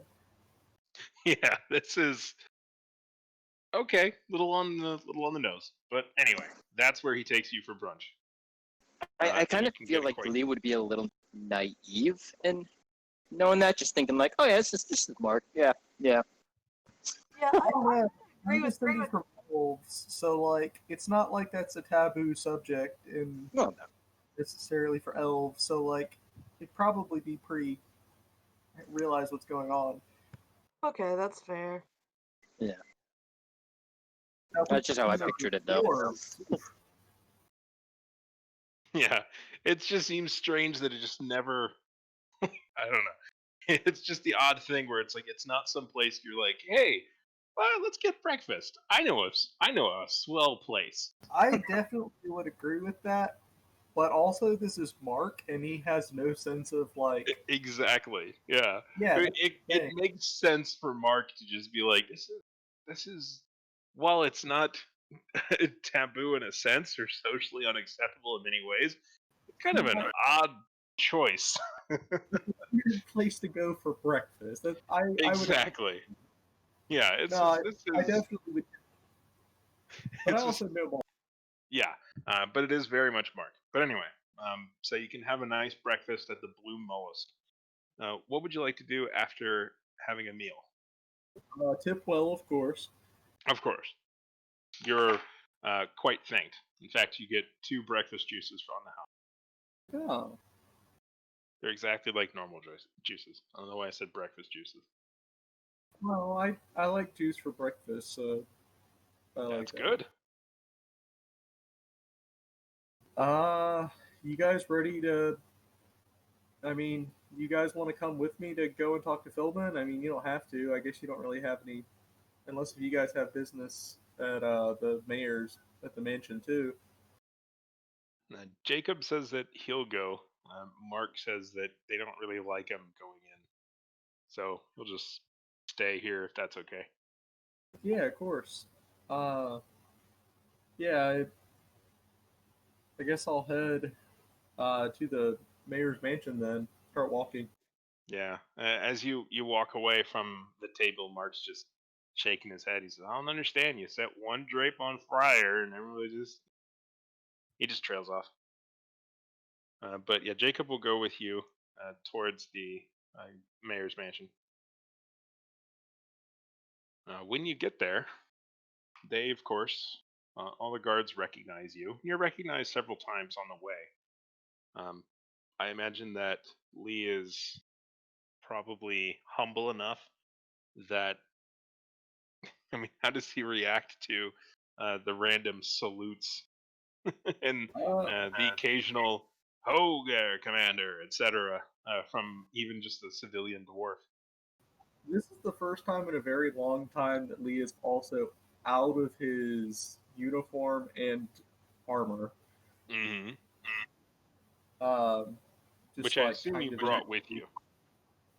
Well, yeah, it's with me. It's like my equipment is in like a big saddlebag that I'm carrying over my shoulder, but Yeah. I'm not wearing my armor. I'm just kind of in my civilian clothes. Hmm. Yeah, but you're still recognized occasionally. Yeah. Um, to be honest, it makes him kind of uncomfortable. He Yeah, I doesn't really figured. know how to deal with it. Yeah, I figured it would make him a bit uncomfortable, which is why I did it. So you can get to the mayor's sort of mansion. It's a bit of a long walk. It's a couple miles from basically the other side of the city, but you're able to get there soon enough, and you're uh, basically admitted pretty quick and easy.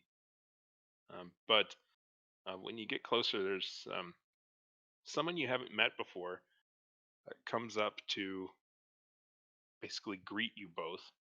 Take their hand. They don't want to give you their hand. I put my hand out like towards them, thinking that they're trying to shake my hand. They withdraw their hands and hold them up close to their chest. I put Do you my all hand have? back. I'm sorry. Go on. And I put my hand back down. And you are? Uh, I'm sorry. Could you say it again? I said, and you are? He says, "I am Marith. I'm Marith Adri, and you are I'm Lee. I'm a acquaintance of Philbin. Mayor Philbin. Yes, Mayor Philbin. I see. Do you have business with him? Do you have an appointment?" I do not have an appointment, but I do need to discuss some matters of grave importance with him. And Jacob, beside you, nods and says, "This is a very close friend and advisor of the mayor." And you can tell that this person has at least some familiarity with Jacob to the point that just kind of a look up and down, and you can see the eyes search to make sure that Mark is nowhere around. "Wait here," as Marith walks off. Marith, I'll add, is a relatively short elf. Is she Um, shorter than Lee? he and how tall is Lee again? He. Okay. I just assumed she because the name Meredith. My I mistake. know, but yeah, no, Uh, it's actually, Lee is decently tall. He's 5'6". uh, maybe like an inch or two taller. Oh, Lee is taller or Meredith? Marith. Oh, okay. Uh, but after a few minutes of standing in the sort of greeting hall, a place that I think you've been here a couple of times since, but the first time you were here, you were attempting to break into the vault below you. And the next time you were here, it was in a very strange dinner with the former mayor. And the third time you were here, it was to kill that mayor. So it's a strange hall, but it seems to be decorated a little bit better.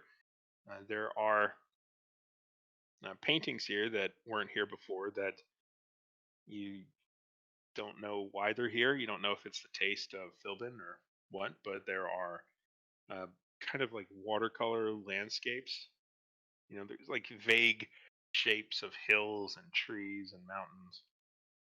I think Lee can't help but feel a little apprehensive.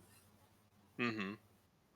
I think the interaction with Meredith kind of unsettled him just a little bit because like he was kind of like, okay, well I'll go and see Philbin, but then he's in this place and he's being confronted softly, but like still, it kind of broke his rhythm, Mm-hmm.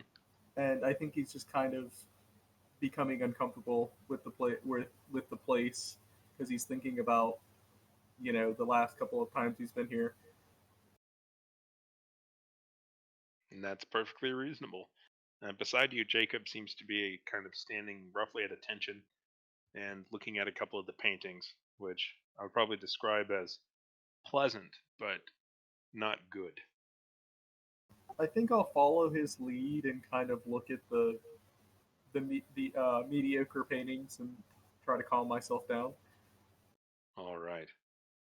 After a few moments, or rather a few minutes, you hear the clicking of the boots as Marith returns from the stairwell, which you know that you're in basically like a kind of castle. And there are several floors above you, including the top floor, which is the kind of dining hall slash, um, I guess, like ballroom almost. It's sort of a general purpose, very large room, akin to the uh, dining hall and size to like the Hogwarts movies. Like it's that kind of size, cathedral ceilings, big. It also happens to be the place where you nearly died. Um, in fact, you might have some phantom pains of a scar, or rather a wound on your stomach, which still has not healed. Uh, and of course, that's where you killed the former mayor. But anyway, but he has come down the stairwell and he comes forward and says he can see you now, and turns around and waits for you. I'll follow immediately. All right, Jacob will stay down in the lobby, and Marith will take you. Oddly enough, not upstairs, where obviously the offices and living quarters of the mayor are. He takes you downstairs and towards the vault of the city. And when you get down there, you can see Philbin at a table with glasses on, and he seems to be going over several ledgers, something related to the city, perhaps the something to do with taxes, or you're not quite sure, something. But these are the documents for the city, essentially, and as well as a couple of other priceless artifacts. But he is poring over them a bit, and but as you come in, he takes off the glasses and stands to greet you. You can tell too, with even your passive insight, that he he jumps up to greet you and seems eager to greet you, but then slows his roll a bit, as if he's maybe trying to be professional or regal, or maybe he doesn't want to let on that he, missed you, having considering how your last conversation went and how you separated essentially. I don't think Lee would. I think Lee would be so excited and relieved to see Philbin that he would he'd just kind of go over to him and like maybe even hug him. Just go into a hug and be like, "I'm. It's so good to see you." You can feel his hand as it had tried to almost move forward to shake, crushed between you both in a tight hug, and then soon enough he gets his side of the hug in as well, and gives you a hug, including a couple of good hearty back slaps. And he says, "It's good to see you too." Philbin, I shouldn't have told you to leave. I needed my friends. I needed you, and I shouldn't have sent you away. Well, I shouldn't have gone. So that's on both of us. Hey, we've got a lot to deal with still. I know you have a lot to deal with, of course, but we're gonna get this done. I know you have your hands full right now, but I'll meet back up with the group and we'll figure this out. He nods and he says, "Yeah, there's a lot going on, a lot more than I thought, more than I realized." And he's pointing at the books, and he says that there's a lot of trouble happening right now. Um, take a Kind seat. of sit down. Yeah, I'll sit down and be like, yeah, just tell me what's going on. He scratches what's left of some hair, and he sits and he points. He kind of puts his hand on the books, and he says, "I'm gonna guess, and I don't mean I don't want you to take offense to this. I'm gonna guess you're probably not very good at accounting." That was not my expertise. Surprisingly good at math, but definitely I wasn't trained in that. He nods and says, "That's fine. Neither was I, to be honest." Hmm. But that's not important right now. So, uh, have- I'm assuming you came along with Jacob. He told you what's going on in Hope. The dwarves. Uh, yeah, I've got kind of a gist of it. The dwarves. I wanted Uh, to elect somebody because there was some unrest with all the dwarves from Bourbonville in the Well, city. yeah, me becoming a mayor. That's fine. Hopefully, it's just temporary. But you are friends. They're in a bit of trouble in Hope. I'm trying to stay out of it, but my understanding that one of them had been arrested or was being arrested, or uh, to be honest, Mark wasn't very helpful, and I don't think Jacob was paying attention. But they seem to be having some trouble. Well, I was down there having trouble too. I think the best thing for me to do is probably to go and help them. We work better together, I think. Good. And I'll be honest, I'm a bit ashamed to say this, but I don't know where Alendrin is either. I checked on him, and he was in the middle of the ocean, and he was following the fleet, and we attacked some of their ships, and Tiamat attacked back, and I ran. I was afraid. I don't think anybody can blame you for that. And I think Aldrin is the toughest person I've ever met. I'll definitely have to ask Molly if she can check up on him, but I think if anybody was going to be okay, I think it would be him. That's what I hope and I suspect. So, unfortunately I have to stay here. Of course, I think you're This needed. town needs us. Needs me. I agree. I think you're Yeah. needed here, and I completely understand. He nods and he says, "I'm glad." I think you're But doing. I think you're doing a good thing for the city here, and I appreciate you for doing this. he says I'm doing a good thing for as much as I can for everyone. There's a lot that can be done here, and there's a lot of people, and there's there's still trouble on the horizon. I suppose you've probably looked outside at some point at night. Yes. Yeah, Do you know anything about what this means? he shakes his head and he says, "I have no idea, but I can't imagine it's good. Me either.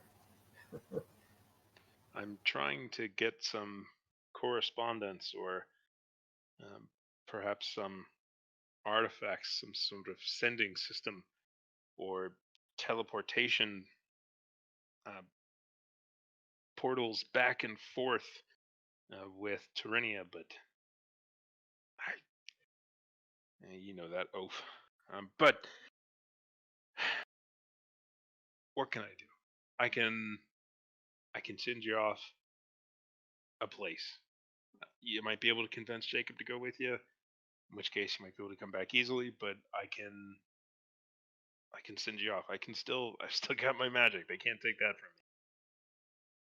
from Um, if the group is in hope, it might be of best interest for me to go there. me. All right. Yeah, Is I there can. I'll go on. how long has it been since we, checked in on them? Possibly before sending me off somewhere, it might not be a bad idea to check in with Molly or Ormus or Fiona. He nods and he says, trying to think. I could do ascending, I guess. Would Isn't really you, much for scrying. yeah, would you mind terribly doing that? Because we've all kind of been all over the place, and I'm honestly kind of worried about being sent somewhere and being trapped again. No, I don't mind at all. Don't mind at all. Um, eeny, meeny, miny, moe. Let's go with Molly Mort. Uh, anything in particular we should say, or just ask how they are? Well, uh, I kind of like to know if things are going well and where they're at, Got it. or if they're in hope, rather, I suppose. Understood.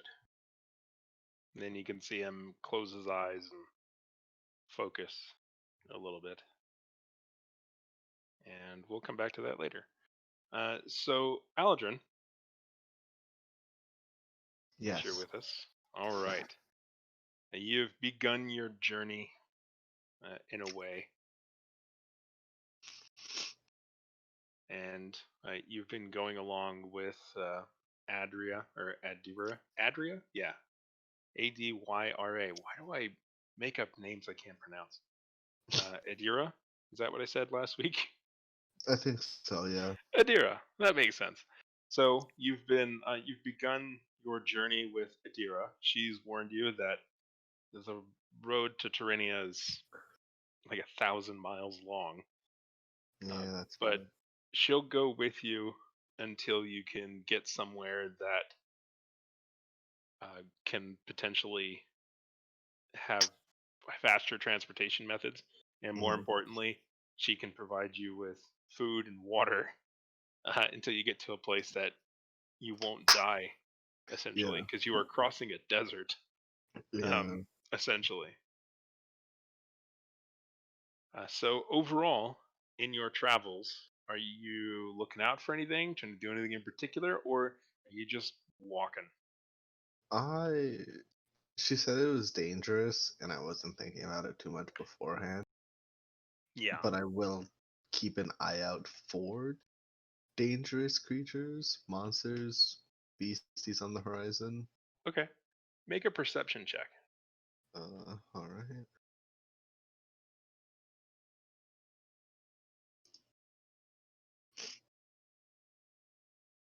Where's my perception?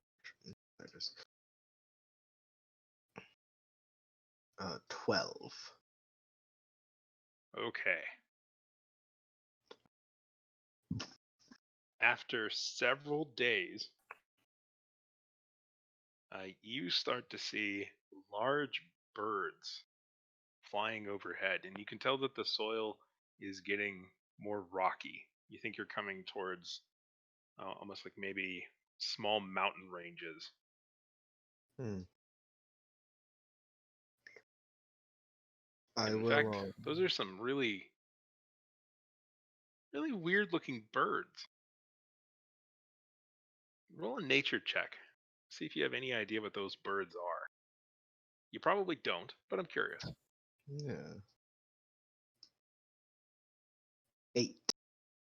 No clue. Yeah. Though you're pretty sure those are. It's got wings like a bat, Hmm.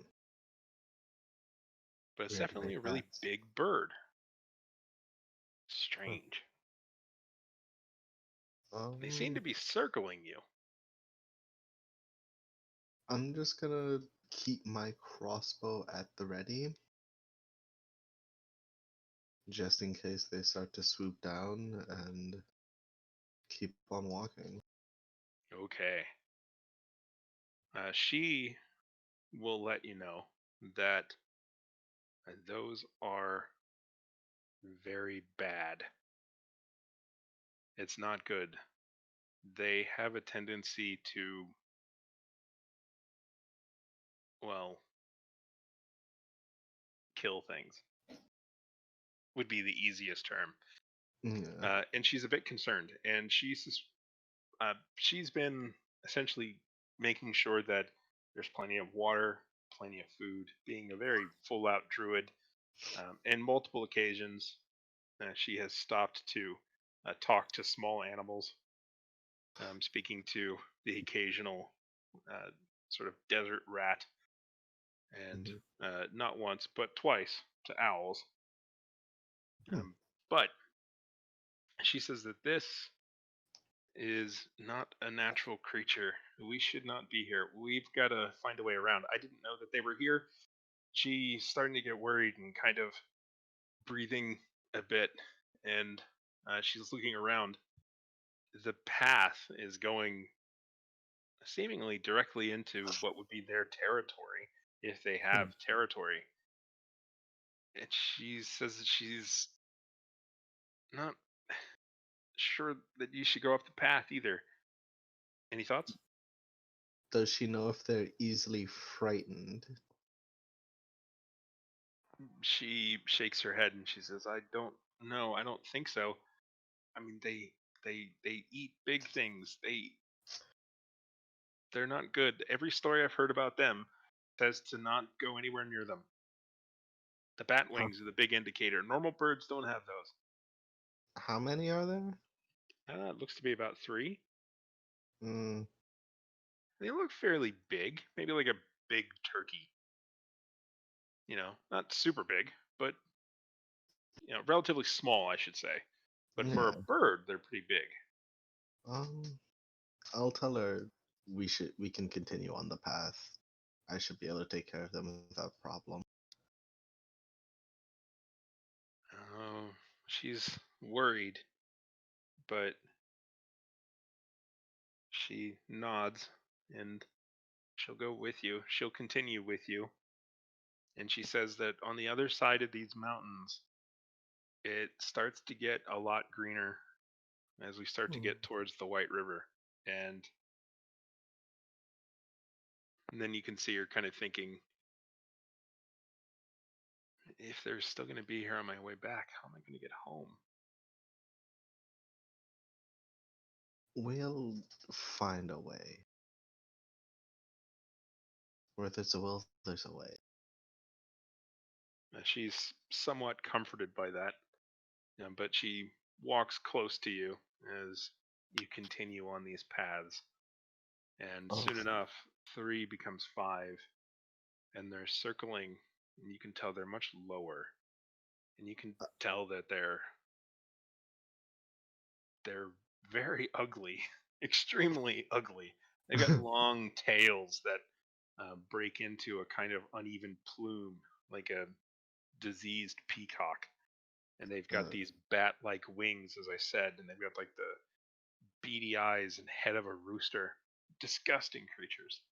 But as I said, there are now 5, and they are quickly circling you I above, will. and they've been following you for miles. I'll ready an action for the minute they start to dive on us. I will shoot one down or shoot it down. Understood. But when it starts to get into sunset, do you want to continue to move as you start to get into the mountains, or do you want to make camp? Um, I will suggest we keep moving until we find a cave or somewhere safe to rest. Wonderful. Okay, go ahead and roll maybe a perception check or a survival check, maybe to. Well, okay, let's go with mostly a perception. Try and figure out where a cave might be. And she will roll as well. That's all right. It's a 22. Okay. Similar to some of the areas that you were able to find before along the dried out waterways, this area used to be clearly very lush. Used to be being the key there. Uh, Yeah. several thousand years ago, this area was destroyed as part of the fallout of, and she'll tell you this if you want to know it. In Yeah. fact, she'll probably tell it even if you don't want to know it, that this whole area used to be almost a jungle. It was so full and life, so full of life. But then, when Tiamat was killed, something broke in the world, and there's a massive scar that basically created a massive. Or I keep saying massive. That there's a scar in basically the material plane in some way, and magic is broken for a large area, and it created an endless desert that Hmm. if you just keep going east past the White River, eventually you'll reach nothing, and it's nothing for as long as you can go to the end of the world. And as part of its destruction, it took this area with it too, and my people went out to try and cure the desert and cure the scar, and it was too much for them. But they came here and they figured maybe they can revitalize this area and that'll help revitalize that area. But obviously, that hasn't gone too well either. But these Hmm. things take time, and deserts deserve respect the same as jungles. So that's okay. Yeah. Interesting. But yeah, she'll tell you that story. But you're able to find a cave slightly above or slightly up from the depth of the full valleys. But yeah, you're able to find a decent sized cave. Are the weird bat birds still following us? They're still circling above, yeah.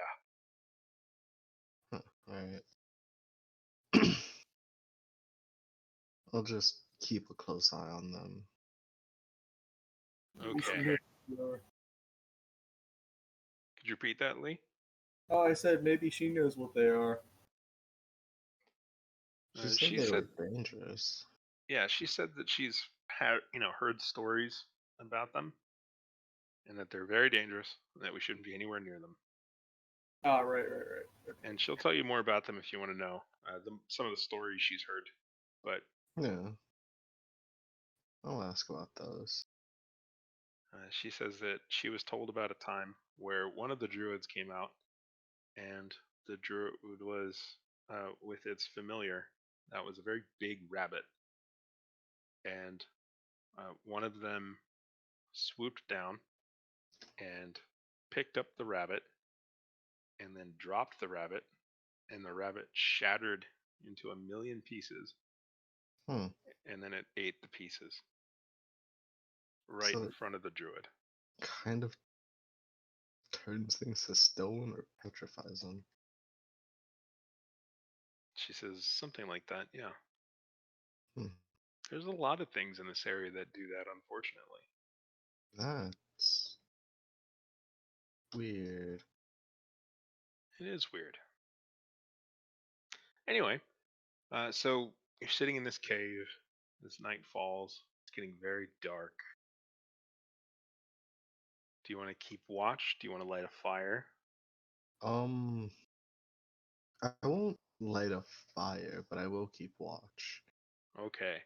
Roll a perception check at disadvantage because it's so dark.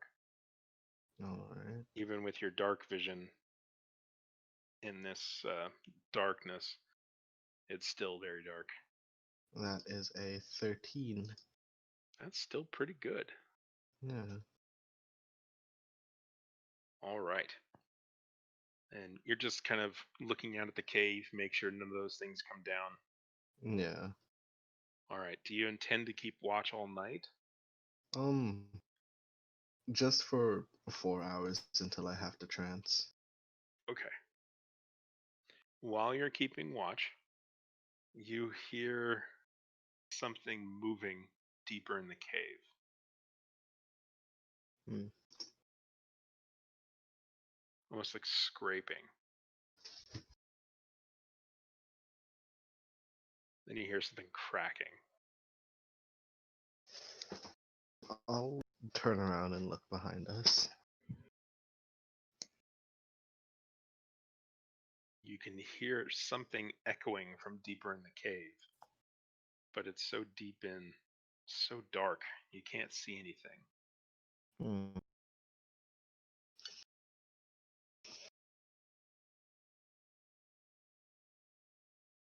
I will light a torch from my pack and just kind of chuck it down the cave. Okay. Go ahead and roll. Let's go with a dexterity check to see how far you can. Well, no, it's a torch. It's pretty heavy. Go with a strength check. Or I'll Alright. even accept acrobatics to see how far you can chuck this thing. Or, excuse me, not acrobatics, athletics. That is a natural 1 for a 10. Okay. You reel back, you hurl it, it smashes on the roof of the cave that you didn't realize was that low. It Yeah. mostly goes dark a little bit, and it lands no more than maybe 10 or 15 feet deeper into the cave. And it's just enough light to see glowing yellow eyes and a figure that was surprisingly close. Make a constitution saving throw. Ooh. 18. All right. That's pretty good. You don't feel good. You do Yeah. not feel good. You don't feel super bad, but you don't feel good. What would you like to do? um, I will rage, Good and move. I will go after it with the great axe. All right. It's about 30 feet away from you. So Yeah. within your movement, essentially, you can run up to it and give it a good old smack. Yeah. Uh, reckless and great weapon master.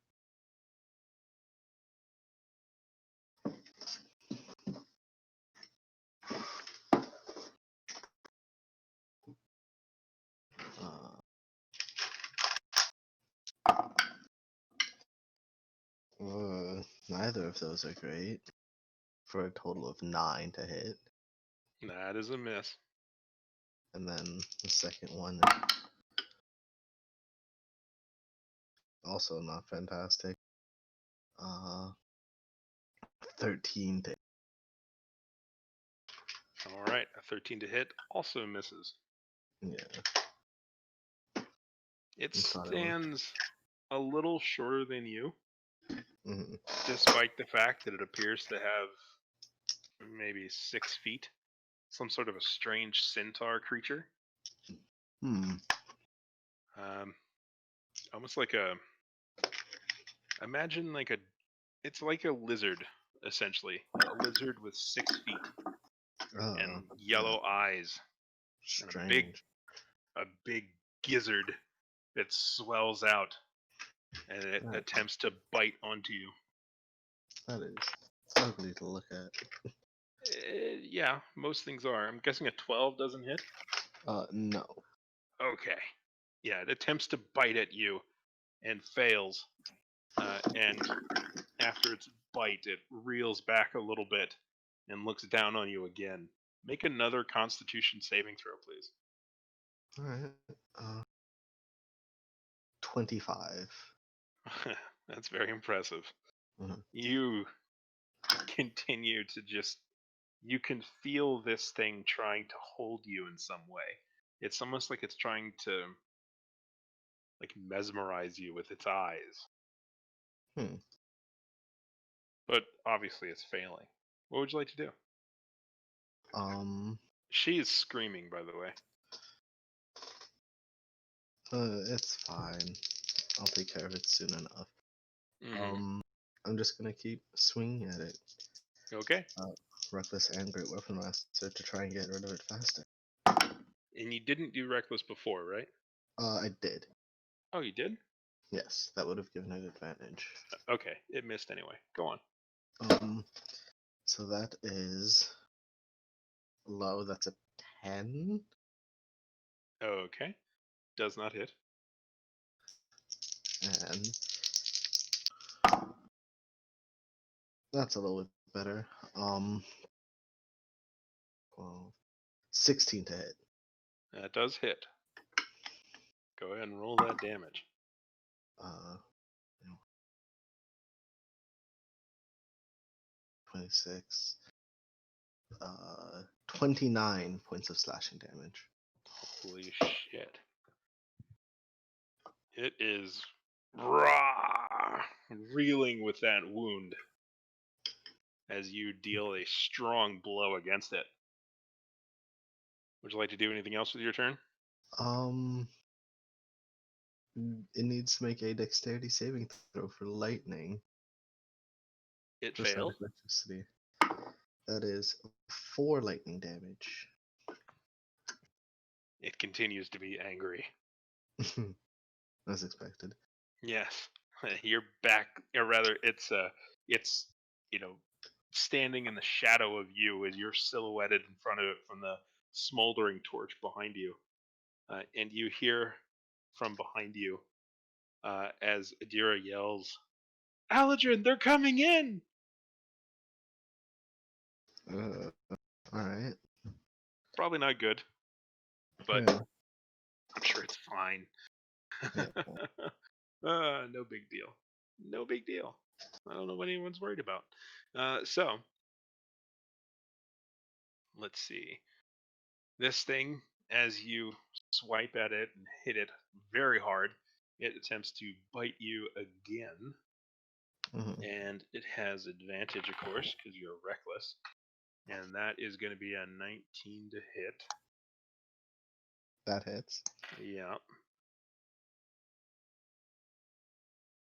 That is 10 piercing damage, which you can reduce. Okay. And that is 7 poison damage that I don't think you reduce. No, I do not.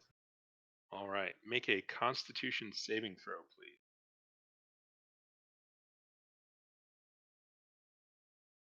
19. Oh, no, excuse me, actually. Yeah, that's fine. Okay. I'm supposed to do that on your turn, not its turn. Sorry, I apologize. That's Um, fine. yeah. Anyway, I will keep that in mind for the next rotation. Behind you, one of the you can hear a squawk as one of these large creatures attempts to bite your new friend slash guide. I say friend, and it fails. But you can tell that there are definitely more creatures in this cave now, even without looking. Hmm. What would you like to do? You still got this thing in front of you. It seems to be more angry than ever, and there's at least something else in here behind you. I'm going to tell her to stay back and stay against the wall. And I will hit the guy in front of me once. Reckless and Great Weapon Master. Okay.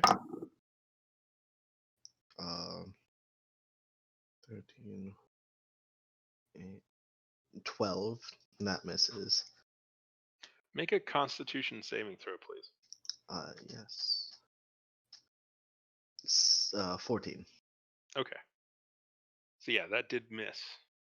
Uh, The 14. yeah. No, actually, yeah, that misses. Sorry. And then I will turn around and go to the front of the cave. He'll take an Hope- opportunity attack against you, Yeah, hoping that he follows. and 13 no hitty, so he missed.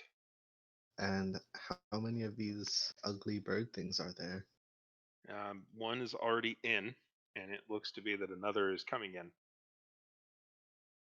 The one that's already in is going up to, oh man, never remember her name, Adira, and it seems to be trying to bite at her, and she looks poised to do as you say and try to get somewhere between the two threats and get against the wall.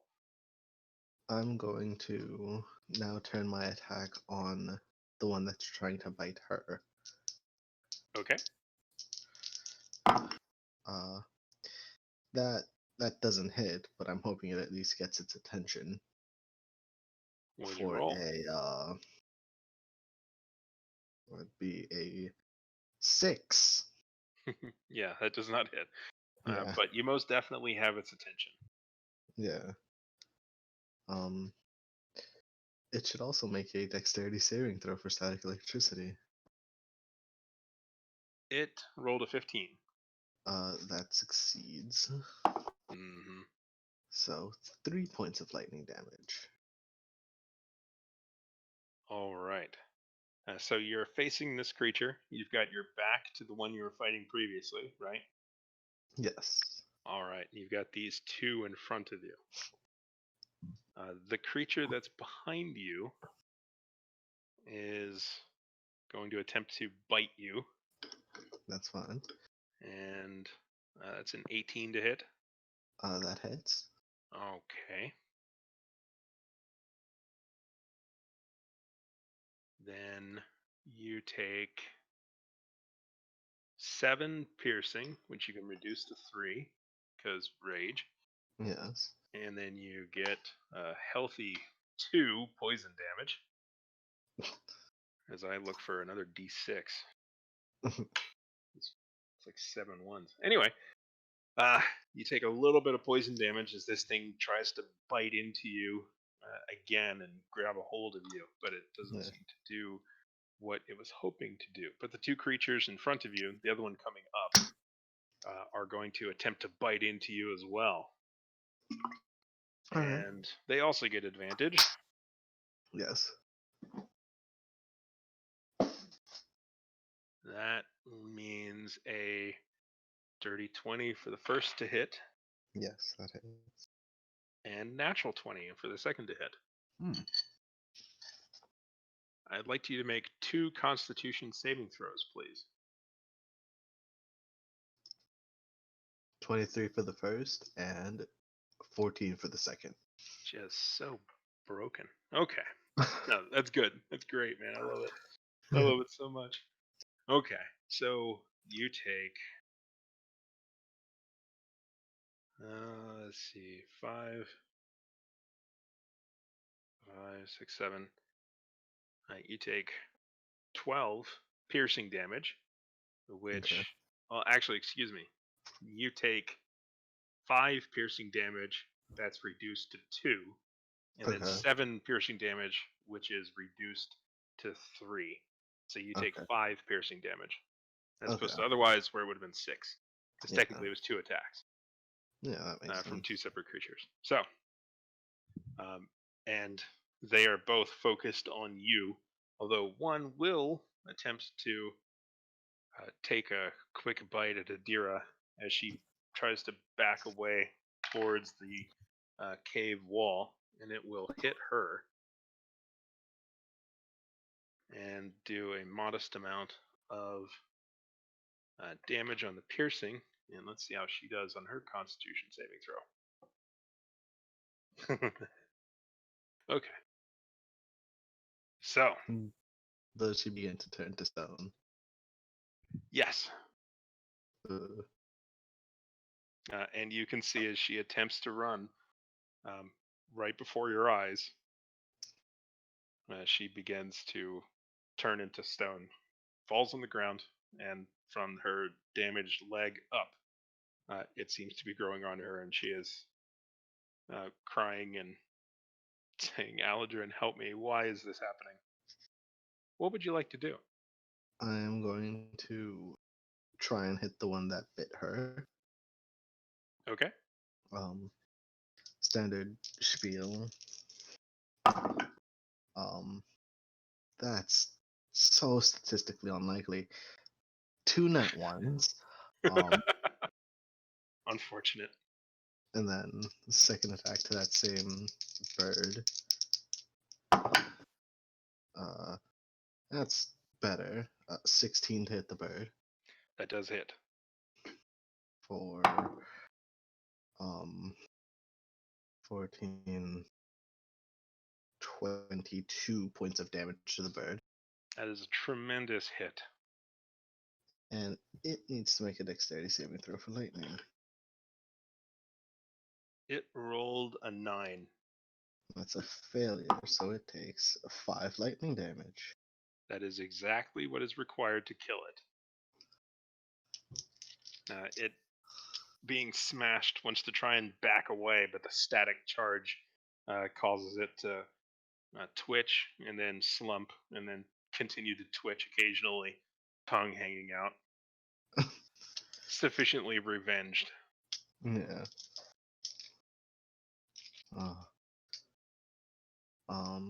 That's it for me at least. All right. The large creature behind you will continue to attempt to bite you, but your stone-like skin makes it somewhat difficult because you are so resistant. Your rage that gives you such a stone heart. It does in fact hit though, and you take a very meager and minor um, the 4 piercing damage. Okay. That's already reduced, so it's 8 reduced Okay. to 4, Alright. and 5 poison damage, which is not reduced. Alright. And you can see it, or rather, you can sense it moving from behind you to come around in front of you. In fact, carelessly walking over the essentially now fully turned to stone Adira beside you. Whoa. So, the bird-like creature in front of you will remain focused on you, although you can kind of suspect that these creatures do not want to get along. They are more likely to consider you a threat than each other currently. Yeah. Although, you never know what's going to happen. But it continues to attack you, and I should not roll to hit with d6s. So, that's a 17 to hit. That hits. Okay. And he does a very minor amount of. Could you make a Constitution saving throw, please? Yes. And you 19. take 1 piercing damage, Okay. and that's it. What would Alright. you like to do? You hear, I'll add the last moments of that you can hear from Adira as she is turning to stone. She just says, "Tell my father I," and then she's stone. So, what would you like to do?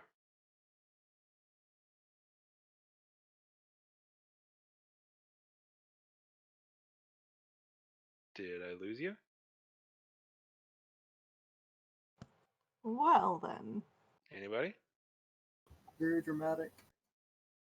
Yeah. Aldrin has apparently already turned to stone.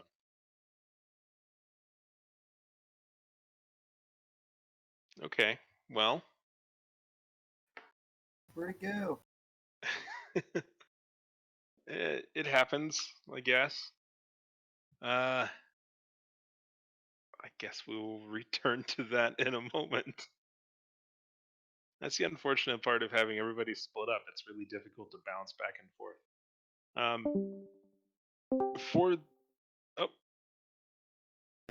are you Hello? with us, Aldrin? I'm here now. Hey. That's So, as I said, the last moments that you can hear of Adira through her crying as she is being turned to stone and writhing in pain beneath a monstrous creature above her that seems just as likely to stomp on her as it is to, who knows what. But anyway, you hear her say, as quickly as she can, as the stone continues to move up through her torso, "Tell my father I," and then her face begins to solidify in the pained position as she is fully turned to stone. So, what would you like to do, Aldrin? You've got this small bird creature here, and then you've got this large lizard creature here. What do you want to do?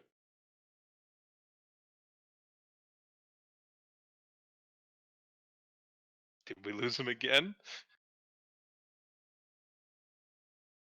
Did I lose everyone? Kill it, Aldrin. No, we're still here. Okay. Fucking what timing? Stab it. Dang it. Okay. Technical difficulties at the peak of the fight. okay. Now, Yes. Yes. uh, the Did you bird. hear? Did you hear what I was saying at least? Yeah, I heard Okay, good. you. Okay, Um, good. I'll describe her death again. Damn it. the bird first, All who right. By the unfortunately way, for could you him, make a Constitution saving throw, please? 19. Okay. What's your minimum on a Constitution saving throw? Like, if you rolled a 1, what would it be? Oh no, not again. Oh, I hear him at least. Well, fuck. Okay. All right. Are we good? maybe. Connection screen. It seems to only be good when you're not saying anything important. Ah, If you rolled a Just 1 like on the your time that it only counted when I was swearing. Yeah. If you rolled a 1 on your Constitution saving throw, what would it be? Like, what's your minimum? my.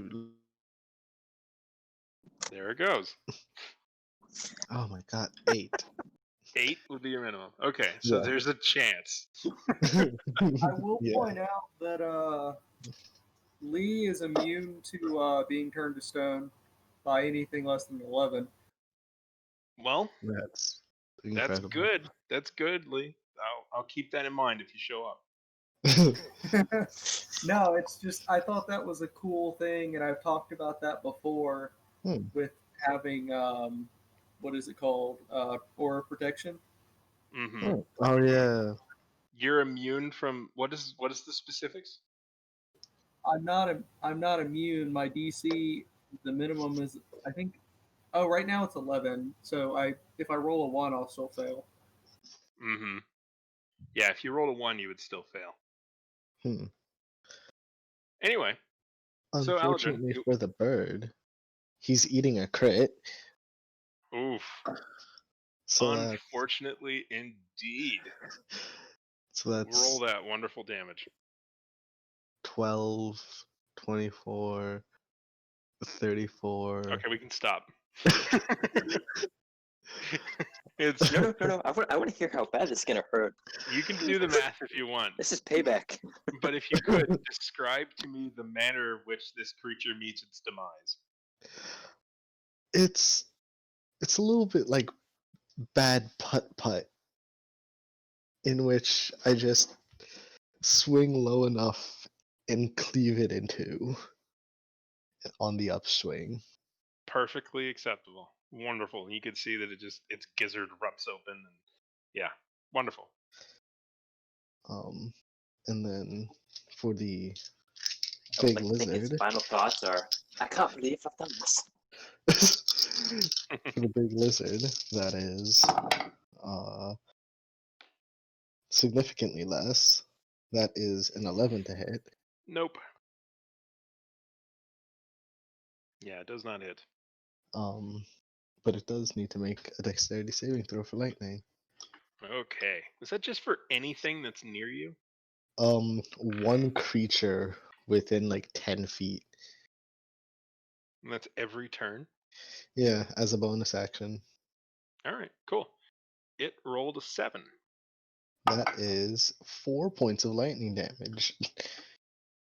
All right. It continues to be angry and very, very not happy to have you there. I mean, I've only hit it once. It attempts to. I'm trying to think, like, would it try to, like, knock you down? No, probably not. It'll attempt to just continue to bite and snack. I'm guessing an 18 will hit. Yes. Okay. And you take 7 reduced to 3 piercing damage. And then you take, good gravy, 3 on the poison damage. It's 2d6, and I haven't rolled over a 1 or a 2, I don't think, on the poison so far. Anyway, you take 3 poison damage and 3 piercing damage. I Yeah. believe it was 3. Yeah. And it continues to look at you with its bright yellow eyes, and it's roar, and it's still over top of the statuesque former guide Hmm. or former statue. Anyway, she under him. So, your turn. What would you like to do? I am going to try and push him away from her. Interesting. Okay, go ahead and make an athletics check, which I Uh, assume comes with a pile of advantage. Yes. Wonderful. Due to rage. That is a total of an 18. Okay. With your total of an 18, trying to grab this thing and force its movement, it resists your attempt to force it. It's a very, it's a pretty big creature. Yeah. Imagine like a lizard the size of a horse, but with 6 legs. That is ugly to look at. Yep, Was that one attack or was that my action? that was your action. Trying Okay. to force that movement. And basically, you're trying to grapple it and move it. And that was essentially your whole thing. Yeah. Oh, and make a Constitution saving throw. All right. 18. Fantastic. All right. It will. I don't think it really. No, it doesn't get anything from really grappling you if it went that way. I think it'll just continue to try and just chomp in. I mean, why not? It's working. It's biting you almost every single time. That's another 18 to hit. That hits. You're, it's able to do that. It just doesn't seem to be doing much. Let's see, 5, 3. So you take 4 piercing damage this time. 8 reduced to 4. That's a big difference. And then no way. 8 poison damage. Ooh. As it really sinks in, and you can feel it just burning in. Just it literally burns through your veins. And it's continuing to stand strong over you, and it's just stomping around and pushing around You think that it's simply because this creature is so large that it hasn't accidentally at this point stepped on the now turned to stone Adira. Hmm. What would you like to do? You think Um. I will add that the odds of it stepping on her are very high if it continues to be here, and the odds of her breaking under him is like 100% if he I'm. steps on her, or if he even just falls down. I'm still If gonna she's try still and alive under there. push him off, push him away. Okay, yeah, go for it. Uh, that's even lower. That is a 14. No, it continues to push back. It had a 22. Uh, It continues to resist in this strength. Make a Constitution saving throw again. all right. While it makes a dexterity saving throw. Fair. 19 for the con. It failed. That is 6 lightning damage. Just chipping it away with static electricity and poison. Yeah, This is a strange fight. yeah, it is. Anyway, would you like to do anything else? Let's see. You did your minor. You did your action. You could Yeah. still move if you wanted. Um. Hmm. I'm gonna try and move around it and out of the cave. All right. You want to start to go out of the cave. It's going to Yeah, try and get an attack of opportunity on you, that's fine. and it rolled a natural 20. All right. Ooh, that's a good amount of number. So 24 reduced to 12 piercing damage, Okay. and you take 21 poison damage. All right. And yeah, you can get yourself out of the cave, step over the dead birds. I say birds, bat winged turkey things that turn people to stone with their bites. Yeah. And yeah, you can step out of the cave further away from the light.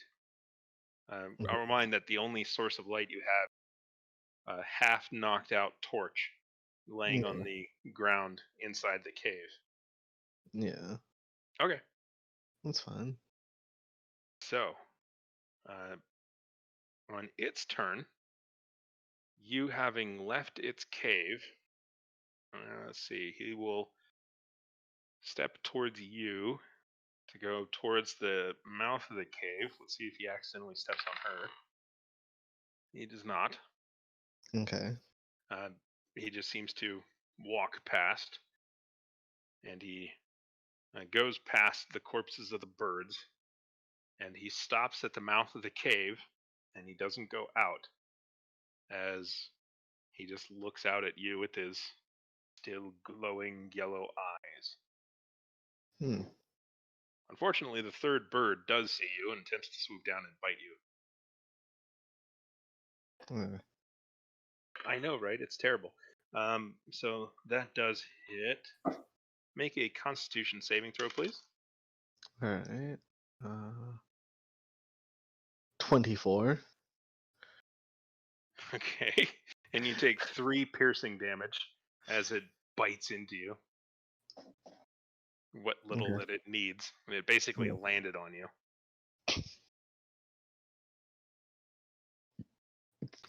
It's just kind of clinging there. I'm sorry. Actually, you took less than that. What did I say? 4 or 3. 3?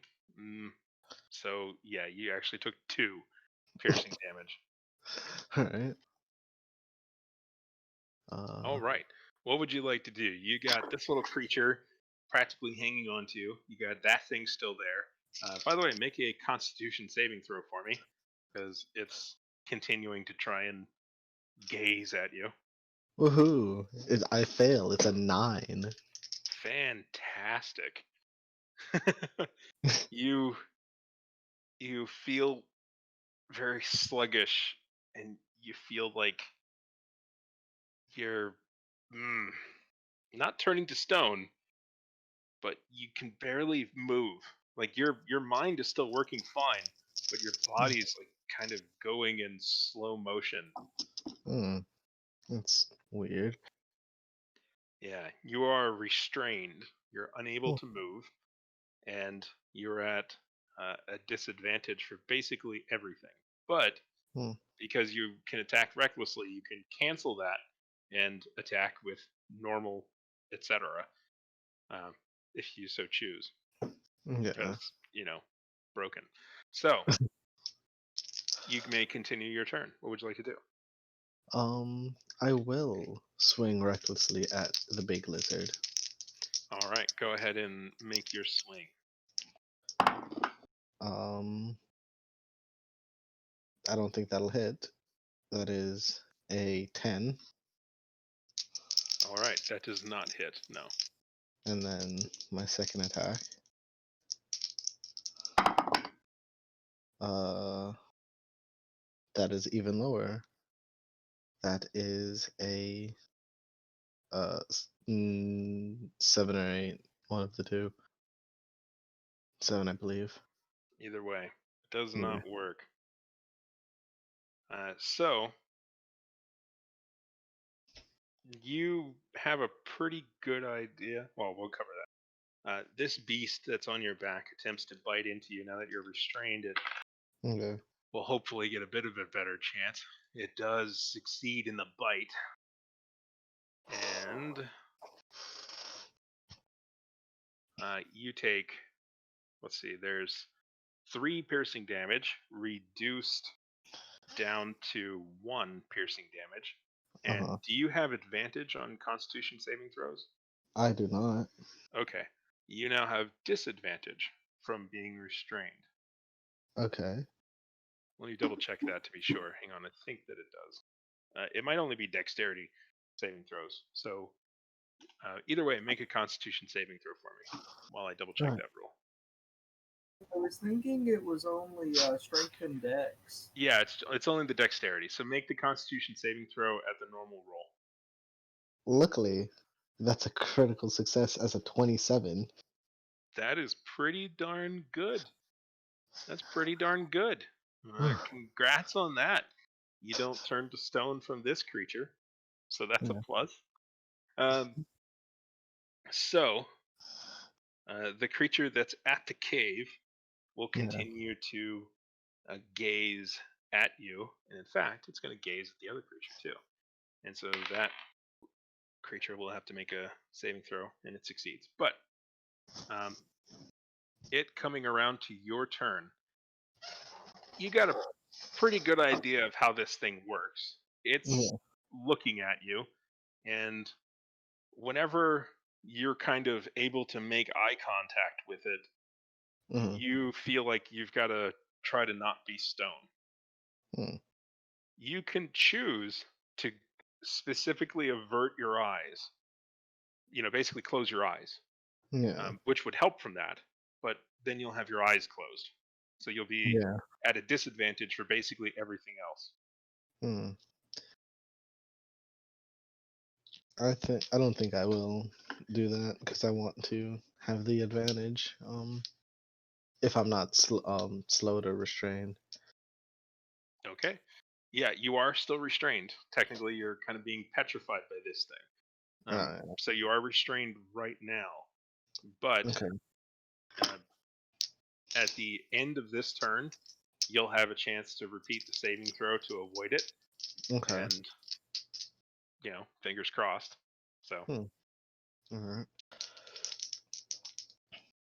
but right now you are restrained. But you can still attack this creature that's trying to eat you, Yeah. even though you can't move. And you have disadvantage, which kind of neutralizes your recklessness. Yeah. So you attack normally. Yeah. For him, that's a 4 to hit.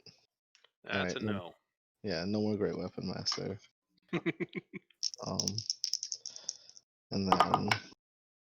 Seriously, stab this thing with a spear. Oh yeah. Should switch to that. Um. That is a 14 to hit. All right, that does hit. Ooh, so that is 11 slashing damage. Okay.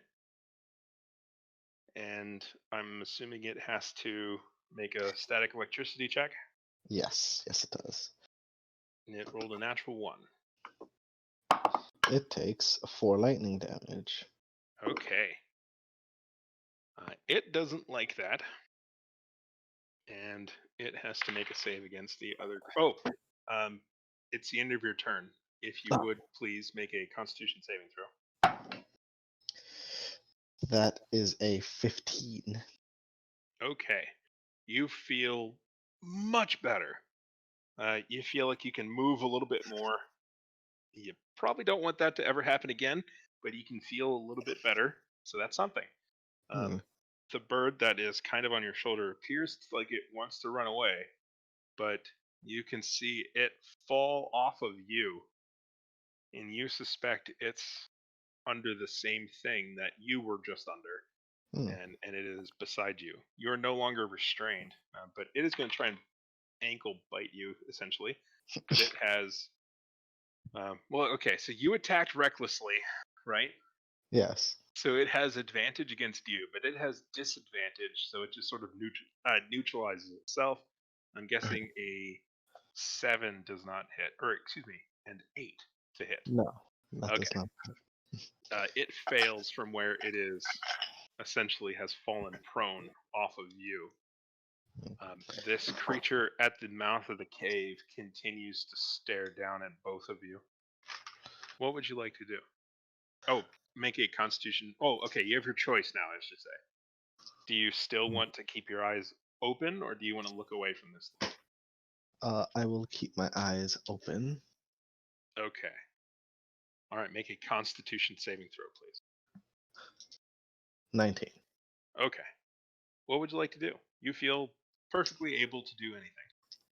I will swing recklessly and try and take out its eyes. Ignoring the creature, little creature beside you? Yeah, I can Okay. step on its head later. It actually rolled a 17 on an op attack against you as you moved away from it. That's fine. Okay.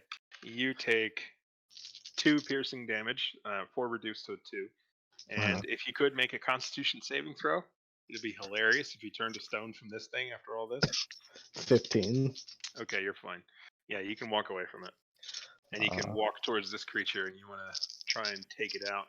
Yeah, I'm gonna try and take out its eyes. All right. You attacking recklessly, Great Weapon Master, or? Yeah, I'm gonna try and end this quickly. Okay. Yes, it has been so quick so far. That is a 17 to hit. Hits. 19 plus 5 is 24, plus 3 would be 27. Fantastic. It is reeling in pain and roaring and in fact, it's entirely possible that you were able to disable at least one of its eyes with that hit. That was a very strong hit. I'm going to try and take out the other one with the second attack. And that definitely misses with a total of 2. Okay, yeah, that misses. Yeah. All right. Hey, what did you roll? A 3. Oh, okay. Yeah. Oh, you're adding your strength and your proficiency, right? Yeah. And then Great Weapon Master, which is a negative in exchange for high damage. Yeah. Yeah. -5, right? Yeah. But don't you have like a +9 to hit? Yeah. So it would be with Great Weapon Master, it would only be a +4. So 7. You know. Anyway, Yeah. it misses. And then static electricity. It succeeds. Ooh. Instead, it takes 4 half to 2 damage. Okay. 4 half to 2. Okay. Would you like to do anything else? No, I'm gonna stay where I am for right now. All right. It turns tail and tries to run down the cave as quickly as it can. You may make an opportunity attack if you'd like. I will. Great weapon master. Hopefully I'll hit. That is a 15 to hit. That is exactly what you needed. Roll your damage. 21, 26, 29 points of damage. All right. It turns in an attempt to run, and I'm assuming you're going for something final and undeniable in terms of a death. Yeah. It turns to run, and your slash, already ready to strike at its head to disable its eyes, you cleanly remove its head, and the body crashes down mere feet away from the frozen in pain stone edifice of your companion Adira. Mm. And the torch goes out. We will pick that up next week. All right. Perfect timing. So, let's see. I know Fion's probably not going to be able to make it. Anyone else? Any cancellations or? I should be fine. Should be That'll be fine. good. Okay, cool. Yeah, I should be fine too. So, we will pick it up next week. That was fun. All right. Yeah. All Have a right. great week. Yes, indeed. Everyone have a great week. Let me change here. Adira, daughter of Antitheus, turned to Good. stone.